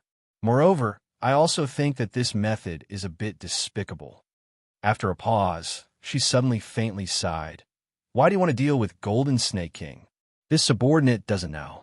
Song Qingshu casually replied, I heard that Golden Snake King fought against the Manchurian Qing and is a great hero of the Han people of the Central Plains. In addition, he also saved a dozen princesses. Sigh. Third brother really shouldn't have done this time. The third brother Qi Feng was talking about was naturally Wan Gui. Wan Jinshan had many disciples, and Wan Gui was ranked third among them, so he was addressed as such. Song Qingshu looked at her in surprise. It should be known that all the people she had come into contact with in her life, except for Diyun, were all evil and shameless people. Her father Qi Changfa, her father-in-law Wan Jinshan, her husband Wan Gui, and now Ma Qichen. Living in such an environment, it was really rare for her to still be able to maintain a pure and innocent heart. Qi Feng was just expressing her feelings when she suddenly remembered that there was an outsider beside her. She couldn't help but blush and hurriedly said, "I was just saying it casually today. Don't take it to heart and don't spread it." She then turned around to return to her room. "Young madam," Song Qing-shu suddenly called out to her. Hmm. Chi Fong turned around and looked at him with her big eyes in confusion. "Why did young madam help me hide what happened in the carriage?" Song Qing-shu couldn't help but ask. Thinking back to when this man had grabbed her breasts, Chi Fong's face turned red. However, she quickly gathered her thoughts. Afraid that the other party would misunderstand, she hastily replied in a cold voice, "Don't let your imagination run wild. I just don't want someone to die because of me." She didn't wait for him to reply and hurriedly returned to her room. Song Qing-shu was startled, but quickly realized what she was worried about. He couldn't help but laugh. She was indeed a woman who scrupulously abided by the virtues of a woman. However, Chi Fong's tragedy was that she scrupulously abided by the virtues of a woman. She was an extremely traditional woman, adhering to the principle that if she married a chicken, she would follow the chicken. Even after she found out that her husband's family had harmed her father and Diyun, she still wholeheartedly thought for her husband. In the end, she died in Wan Gui's hands. If she had the personality of a city woman in the future, it would have been a different ending. After all, Diyun liked her so much that he didn't mind her marrying and having children. If she had been a bit braver, this pair of ill-fated Mandarin ducks could have lived happily together for the rest of their lives. After Chi Fong returned to her room, she hastily hid behind the screen and untied her clothes. Looking at her wet chest wrap, she couldn't help blushing. It turned out that the reason she had rushed back was not only because she didn't want to be misunderstood, but also because her breast had swollen up. After giving birth to a daughter, coupled with living like a princess, her milk had always been plentiful. However, there were professional wet nurses in large families, so she didn't need to breastfeed herself. This caused her breast to swell up and become heavy, so she had no choice but to quietly squeeze them out every once in a while. After a long time, Chi Fong was drenched in sweat and finally finished her routine. Looking at the bowl full of milk in front of her, her cheeks were extremely attractive. Soon it was nighttime. Because the ship was well guarded, Song Qing-shu didn't need to do anything. So he sat in meditation in his room, trying to communicate with the true qi that was scattered throughout his body. Suddenly, he felt something. After opening his eyes, he saw a black shadow sneaking past the door. Song Qing-shu's heart trembled. It must be known that Chi Fong was now the young madam of the Prime Minister's residence. The owner of the merchant ship naturally didn't dare to neglect her, so he vacated the top floor for them to live in. And Song Qing-shu's room just happened to be at the entrance of the stairs. Chi Fong and Tao Hong's room was even further inside. In this way, Song Qing-shu could provide better protection. To get to Chi Fong's room, they would inevitably have to pass by his door. Could it be a thief? Song Qing-shu frowned. He really couldn't figure out who would dare to mess with the Tai Sui. Moreover, there were guards arranged by the merchant ship at the entrance of the stairs. How did this person get up here? If Chi Fong was only Ma Chi-chu's granddaughter-in-law, Song Qing-shu couldn't be bothered to care about her life or death. Unfortunately, she was also Di-yun's sweetheart. Moreover, Song Qing-shu also didn't want to see such a kind-hearted person meet with any mishap. Raising his long sword, Song Qing-shu hurriedly chased after the thief. Although he couldn't use his internal energy now, he still had his sword skills. He was more than enough to deal with ordinary thieves. Moreover, he still had the soul transfer art as his trump card. If he really ran into an expert, he would still have the power to protect himself. When Song Qing-shu came out of his room, he saw a black shadow flash past the corner of the corridor not far away. He couldn't help but feel his heart sink. That was Chi Fong's bedroom. By the time he chased after it, he had already lost track of the black shadow. After looking around, he suddenly saw a slightly swaying window. It just happened to be Chi Fong's bedroom. Did that person go in? Song Qing-shu was shocked. However, he didn't dare to rush in rashly. After all, this was only his speculation. Young madam, Song Qing-shu knocked on the door and asked in a deep voice. Unexpectedly, there was no response even after he shouted a few times. Song Qingshu's heart sank. Young madam, I just chased a black-clothed man here. If young madam still doesn't answer, in order to ensure young madam's safety, this subordinate will come in now. There was still no answer. Even Tao Hong's room next door didn't move. Song Qingshu no longer hesitated. He reached out and pushed the door. He found that the door was locked from the inside. In desperation, he had no choice but to jump in through the half-open window. Young madam. After entering the room, Song Qingshu continued to call out to Qi Fong while he braced himself for the thief's sneak attack. Creak! There was a movement on the other side. Song Qingshu looked up and saw a black shadow jumping out of the window over there. Song Qingshu chased after it for 2 steps and suddenly stopped. Now, catching the thief is secondary. The most urgent task is the safety of Qi Fong. He hurriedly lit the candle and vaguely saw a person lying on the bed. Song Qingshu hurried over to check. He saw Qi Fong lying quietly on the bed, covered with a quilt. Young madam. Song Qingshu shouted twice. There was still no movement. Song Qingshu checked her nose and found that she was still breathing. He was relieved. Fortunately, it's just a drug. Noticing that Qi Fong's round shoulders were faintly exposed, Song Qingshu couldn't help but frown. He hesitated for a moment and reached out to lift the corner of the quilt. He couldn't help but hold his breath. It turned out that Qi Fong was naked under the quilt. Her fair and supple body was unreservedly displayed in front of him. Her smooth shoulders, delicate collarbones, slender waist, perfectly round thighs, and especially that heavy and full chest, there was a faint trace of sparkling milk stains. Is it a rapist? Song Qingshu was shocked. His eyes swept over her body, and when he didn't find any signs of being violated, he heaved a sigh of relief. I must have found out before you could do anything. Song Qingshu thought that he needed to strengthen his guard in the future. He was about to put down the quilt when suddenly the door was kicked open and Tao Hong rushed in with a group of people. You came at the right time. Noticing that there were men coming in, Song Qingshu hurriedly put down the quilt and was about to tell them what happened just now. Tao Hong was already trembling with anger. She pointed at him and cursed. Come on, take down this beast who violated the mistress.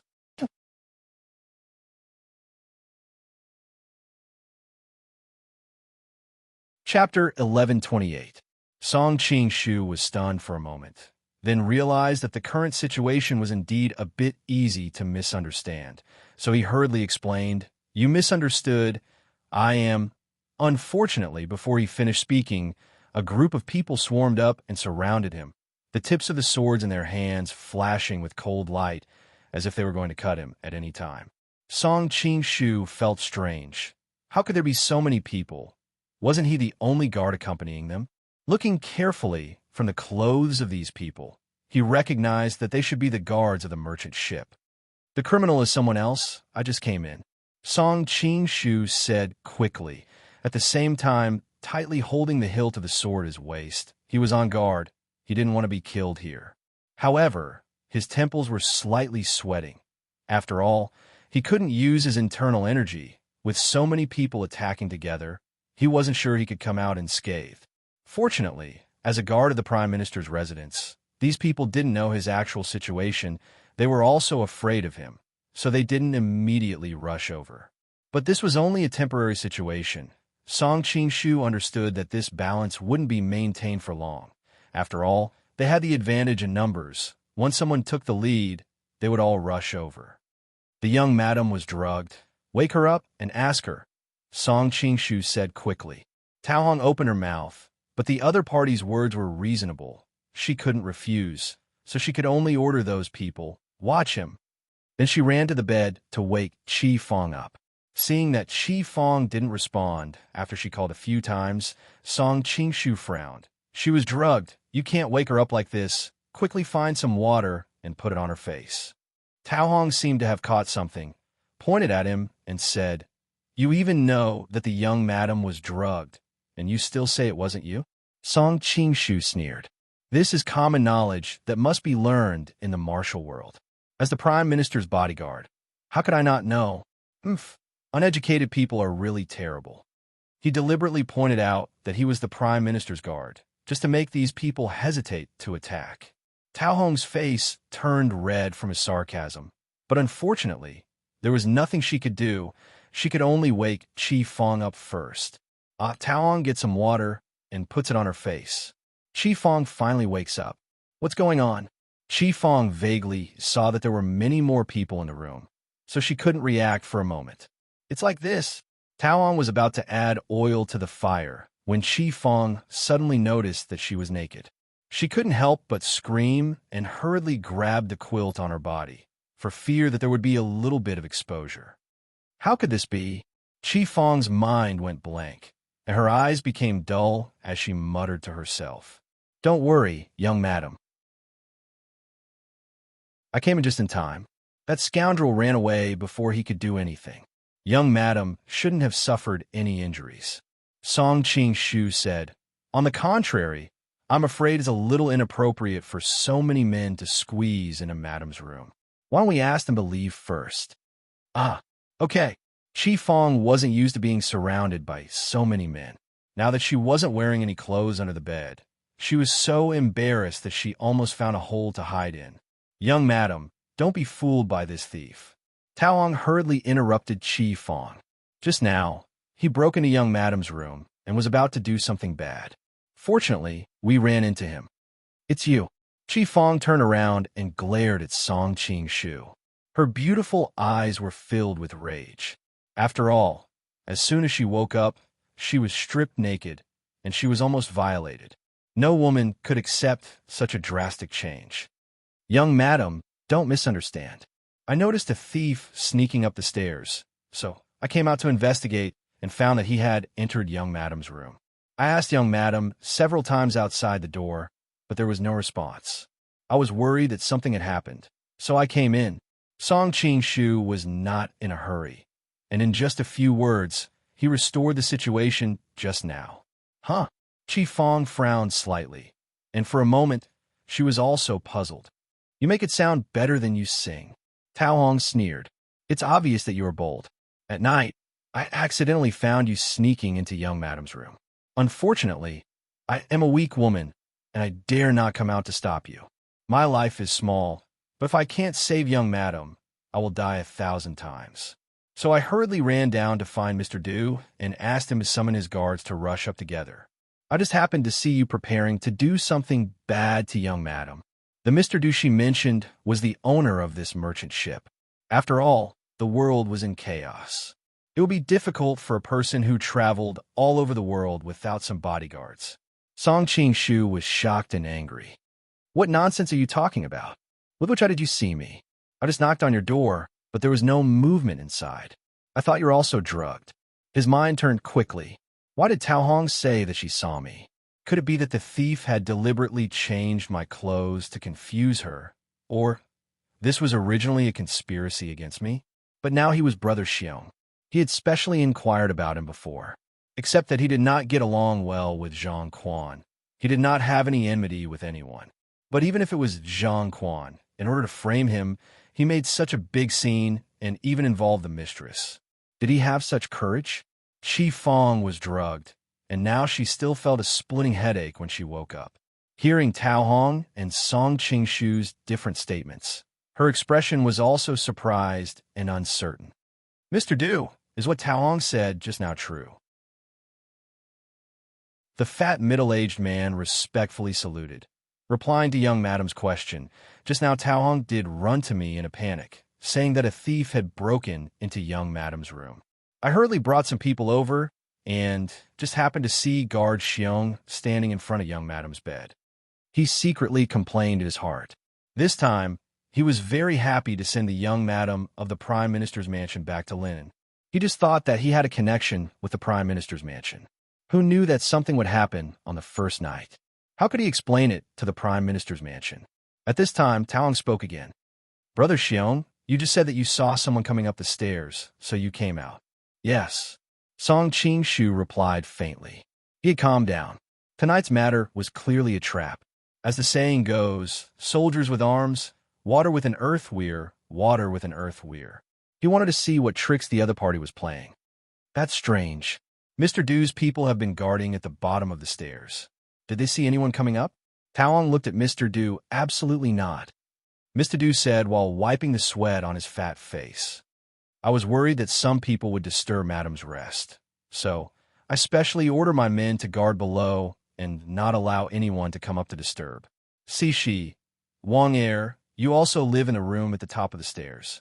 Did you see any suspicious people coming up? Taohong turned to look at the two accompanying servants in the Prime Minister's mansion and asked. No. The two servants shook their heads like rattledrums. Taohong then turned to look at Song Qing-shu. Brother Xiong, when we came in just now, were you lifting Madam's quilt? Chi Fong exclaimed and looked nervously at Song Qing-shu. She thought that she was not wearing anything now. If he really lifted the quilt, wouldn't he see everything? Song Qing-shu frowned, but eventually nodded. That's right. Getting his confirmation, Chi Fong almost fainted. Brother Xiong, what else do you have to say now? Taohong stared at him with a proud face. Song Qing-shu was too lazy to pay attention to her. He looked directly at Chi Fong and calmly said, At that time, I was just worried that young Madam was injured, so I lifted the quilt to check. I didn't expect. Don't say it. Chi Fong hurriedly interrupted him. Her pretty face was so red that it was about to drip blood. Now she was hiding in the quilt, and other people did not know what had happened. If they knew that she had been seen naked, how could she face others in the future? Mr. Du, this time such a big thing happened on your ship. As the owner of the ship, you can't escape the blame, right? Taohong moved to Mr. Du's side and whispered. Mr. Du was in a cold sweat and whispered, I hope you can put in a good word for me in front of young Madam. After this, I will definitely give you a generous gift to thank you. The corner of Taohong's mouth rose slightly. She pointed to Song Qing-shu and said, First, punish this evil slave on the spot as a warning to others. Yes. Mr. Du gritted his teeth and waved his hand. Kill him. Song Qing-shu's heart trembled. Just as he was about to fight, Chi Fong suddenly said, Wait. Among all the people present, she was the most distinguished. Mr. Du's men stopped when they heard her. Taohong hurriedly ran to her side and said, Young Madam, why keep such a thief alive? Chi Fong also showed hesitation, but in the end, she shook her head and said, I don't like killing, and I don't want anyone to die because of me. Lock him up first and wait for third brother to come back and deal with him when we get to Linen. Song Qing-shu took the opportunity to say, In order to show my innocence, I am willing to surrender. After returning to the Prime Minister's mansion, I will thoroughly investigate what happened today. After that, he threw the weapon in his hand on the ground. When the people around saw this, they immediately surrounded him and tied him up. Chi Fong's heart moved, and she looked at him in surprise. Taohong hurriedly said, Young Madam, don't be deceived by him. He knows that he is surrounded by so many people and can't escape, so he deliberately pretends to be righteous. Song Qing-shu smiled faintly and said, Whether it is right or wrong, there will be a day when the water comes to the bottom. Chi Fong looked at him in surprise again. She never expected that a servant would reveal such a unique and outstanding temperament. Noticing her expression, Taohong secretly cursed and was about to speak, but Chi Fong said, That's it. Take him away and keep a good watch. In addition, let the others get out. She was still naked. Although she was covered with a quilt, under the gaze of so many men, she really didn't want to stay a moment longer. Yes. Boss Du nodded and bowed. I will send more people, and I will never let anyone disturb Madam again. No need, you just guard downstairs. Chi Fong was going to take a bath and change clothes later. How could she be willing to have other men outside? No problem. Boss Du asked his men to take Song Qing-shu out. It didn't take long for the people in the room to be evacuated, leaving only Taohong and the two servants. Taohong, prepare a set of clean clothes for me. I want to take a bath and change clothes. Shi, Wang Er, you go to the door and guard. No one is allowed to come in. After today's events, Chi Fong only dared to trust these former people of the Wan Mansion.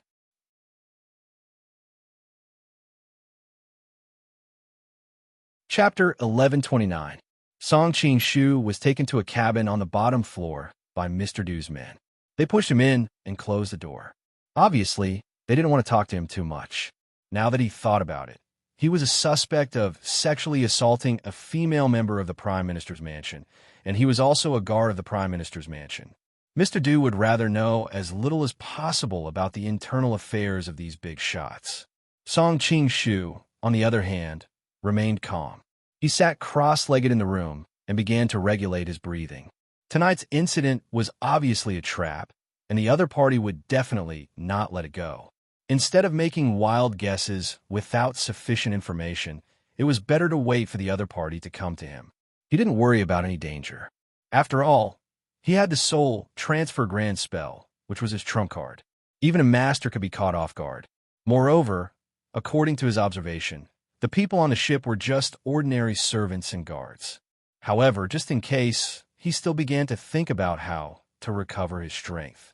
After all, he was used to being a super master, and he didn't feel safe in his current state. Song Qing-shu thought about the martial arts he knew. Sword, palm, and light in his skill obviously couldn't expel the poison. However, the single yang finger, which could bring people back to life, seemed to have some possibility. He remembered in the Return of the Condor Heroes, Xiao Long Nu was hit by Guo Fu's Eye Soul Silver Needle at the critical moment when she was expelling the poison. Later, he met Reverend Yiding, who lamented that he was injured by Qiu Qianren. Otherwise, he could have used the single yang finger to save Xiao Long Nu. Thinking of this, Song Qing-shu couldn't help but feel happy. Unfortunately, I can't gather my inner force now, so I can't use the single yang finger. There's an old saying, if you can cure yourself, don't cure yourself. That's true. Looking at the whole world, apart from himself, Reverend Yiding and Wang Chongyang were the only ones who could use the single yang finger to save people from death. Unfortunately, these two people were always elusive, and he might not be able to find them in a short time. Other than this solitary yang finger, the Nining Manual and Godly Radiating Scripture were both good at healing wounds. Unfortunately, he had already tried it, and the poison from the golden ripple flower had already penetrated deep into his internal organs, and the Nining Qi was already useless against it. As for the Godly Radiating Scripture, he directly ignored it. After all, in the original work, Ding Dian, who had mastered the Godly Radiating Scripture, had died to the golden ripple flower. Apart from these martial arts, there was only Mankisvara left. Mankisvara was the most mysterious and treacherous martial art of Tantra Buddhism for thousands of years. It was also because of the protection of Mankisvara that he did not die immediately after being poisoned by the golden ripple flower like the original Dingdian. Unfortunately, he had tried many times in the past 2 days, but the Mankisvara's Mankisvara was also intermittent and could not be used to expel the poison at all. The biggest problem now is that my genuine qi is intermittent and I can't use it. Song Qing-shu was deep in thought. The dual cultivation method in the mandala also had the uncanny ability to bring the dead back to life. But it mainly focused on the control of yin and yang qi, which everyone already had. It was not counted as genuine qi, so he didn't know if it would work. It's a pity that I don't have anyone around for dual cultivation. Otherwise, I could give a try and see if it would work. Song Qing-shu sighed. Suddenly, his heart skipped a beat. He could not help but think of Qi Fang's voluptuous and fair body when he lifted the quilt just now. Why don't I go look for her?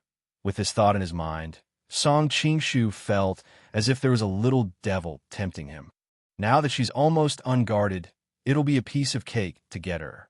Although she's married and had a child, she's still beautiful. Her breasts are perky, and she's still breastfeeding. She's the perfect cauldron. Machi-chun and Wan Gue have caused you so much trouble. It's only right that you use their granddaughter-in-law and wife as compensation. After a long time, Song Qing-shu let out a long sigh. His eyes were full of regret. It's a pity that you're Di-yun's sweetheart. Di-yun was honest and inarticulate. He was also loyal to him. In addition, he had suffered a lot in the past few years. No matter how much Song Qing-shu thought about it, he could not bear to rub salt into his wounds. Forget it. I'll think of another way. Song Qingshu's eyes gradually regained their clarity. At this moment, a sound came from outside the door. I'm here on my master's orders to bring Xiongda up for a proper interrogation. Song Qingshu frowned. From the sound of it, it seemed to be Qi Feng's manservant, Si Shi. Could it be that Qi Feng had finally thought of something and wanted to interrogate him? Soon, the cabin door opened, and Si Shi walked in. Xiongda, come with me. Song Qingshu snickered. Previously, the other party had called him Brother Xiong very intimately. Now, he was calling him by his name. The world was indeed cold. However, this was human nature. Song Qingshu did not take it to heart. He smiled and stood up. The guard at the door offered to help escort Diyun, but Si Shi waved his hand and refused. He's now tied up with ropes soaked in sesame oil. No matter how skilled he is, it's useless. I can handle him alone. The guard wanted to say more, but Si Shi became impatient. My master doesn't want this matter to be known by too many people. There are too many of you. It's not convenient for you to go up. Hearing him mention Qi Feng's name, Mr. Du's subordinates immediately stopped talking and watched the two of them leave. After walking behind Si Shi for a while, Song Qingshu suddenly said, "This isn't the way up, is it?" Si Shi scolded, "Stop talking nonsense. Just follow me."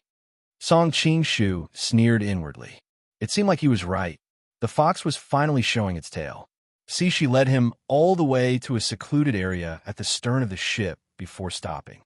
"Why did you bring me here?" "I want to see the young madam." Song Qingshu pretended to be panicked. Si Shi looked around. Usually, no one would come here. Moreover, it was the dead of night. He took out a padao from his waist and grinned. "See the young madam? Go see the king of hell first." Song Qingshu sneered. "So you're the one behind this." Si Shi flashed the shining padao in his hand. "It's too late to know now. Tell me, do you want to eat bandao noodles or wonton?" This was a slang in Jianghu. Bandao noodles referred to chopping and throwing into the water, while wonton referred to taking off one's clothes and jumping into the river to drown. Song Qingshu smiled faintly. "Unfortunately, the fortune teller said that I still have a long life ahead of me." Si Shi was stunned and then became angry. "It seems that you want to eat bandao noodles." Song Qingshu ignored him and raised his head to look at him. "Who sent you here?" He did not believe that a manservant like Fourth Joy would be so audacious. "You don't have a chance." Si Shi's voice suddenly lowered. "It's Sister Tao Hong." It really was her. However, Song Qingshu was still confused. Even if Tao Hong's status was higher, there was a limit to it. Did she have the guts? Then who sent Tao Hong? Song Qingshu continued to ask. "I don't know."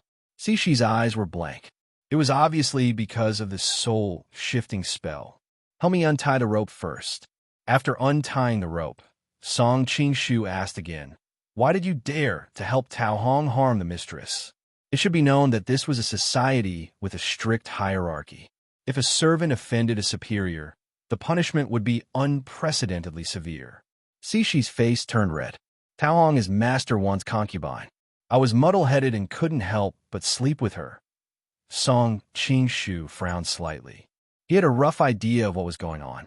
In any case, adultery with Tao Hong was a capital crime. He could only go down this path. Then he asked a few more questions. Seeing that he could not get anything valuable out of him, Song Qingshu said faintly, "You just want to treat me to bandao noodles. Then I'll treat you to some wonton." Si Shi nodded and walked to the edge of the deck mechanically. Then, with a splash, he jumped into the water. Save. After falling into the cold water, Si Shi finally came to his senses. Unfortunately, he only had time to shout one word before he disappeared in the rushing river. "I have no grievances with Tao Hong. She can't be trying to harm me." Song Qingshu thought quickly. Suddenly, he looked up at the faint light of the room on the top floor in the distance. It seems to be to deal with Qi Feng. Song Qingshu hesitated for a moment. He could have taken the opportunity to leave secretly at this time. Unfortunately, he was still within Li Kashio's sphere of influence. It was far more convenient to escape by using this boat to go downstream. Moreover, now that he knew that Qi Feng was in danger, If he ignored her, he would not be able to explain it to Di Yun in the future. After weighing the pros and cons in his mind, Song Qingshu finally decided to find Qi Fong first and inform her. Unfortunately, Qi Fong now lived in the room on the top floor. After what happened tonight, the stairs leading to the top floor were full of Mr. Du's guards. It was impossible to pass through. If it were the usual Song Qingshu, these things would naturally not be a problem for him. Unfortunately, now, after Song Qingshu was taken away, Qi Fong hurriedly changed her clothes and immediately ordered the servants to prepare a bucket of hot water. Perhaps the thought of being undressed without her knowing always made her feel a sense of being defiled. Although she carefully checked her body and found no traces of being violated, she still wanted to wash with water to feel at ease. After what happened tonight, Mr. Du on the boat had long been scared out of his wits. He wanted to use all his skills to flatter her. Hearing that she wanted to take a bath, he immediately asked the maids to boil a large bucket of water and prepared a lot of fresh petals for her. Everyone was driven out of the room. Even Tao Hong was no exception. After carefully checking the doors and windows of the room, Qi Fong came to the front of the bathtub. Feeling the hot steam, her cold heart felt a trace of warmth. Gently untying the belt, Qi Fong just took off the light gauze dress outside. Suddenly, she heard a sound coming from the window. Although the sound was very soft, now Qi Fong was like a bird startled by the mere twang of a bough. She suddenly turned around and asked, "Who is it?" There was no response. She hesitated for a moment, worried that she had heard it wrong. She did not call the people outside, but drew out the sword beside her and vigilantly walked to the window. After all, she had learned martial arts. Now that she had a sword in her hand, she was no longer as afraid as before. Unexpectedly, when she turned around the screen, she saw that the window was wide open and a person was climbing in awkwardly. Seeing the person's appearance, Qi Fong's beautiful face suddenly turned pale, and she opened her mouth to scream. "I'm very sorry for not updating yesterday."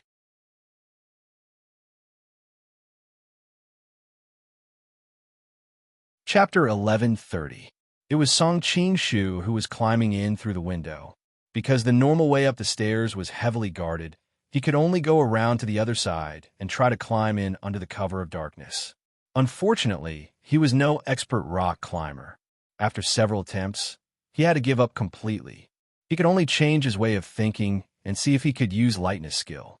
His biggest problem now was not that he had no internal energy, but that his internal energy could not circulate freely in his body, so he could not use his martial arts.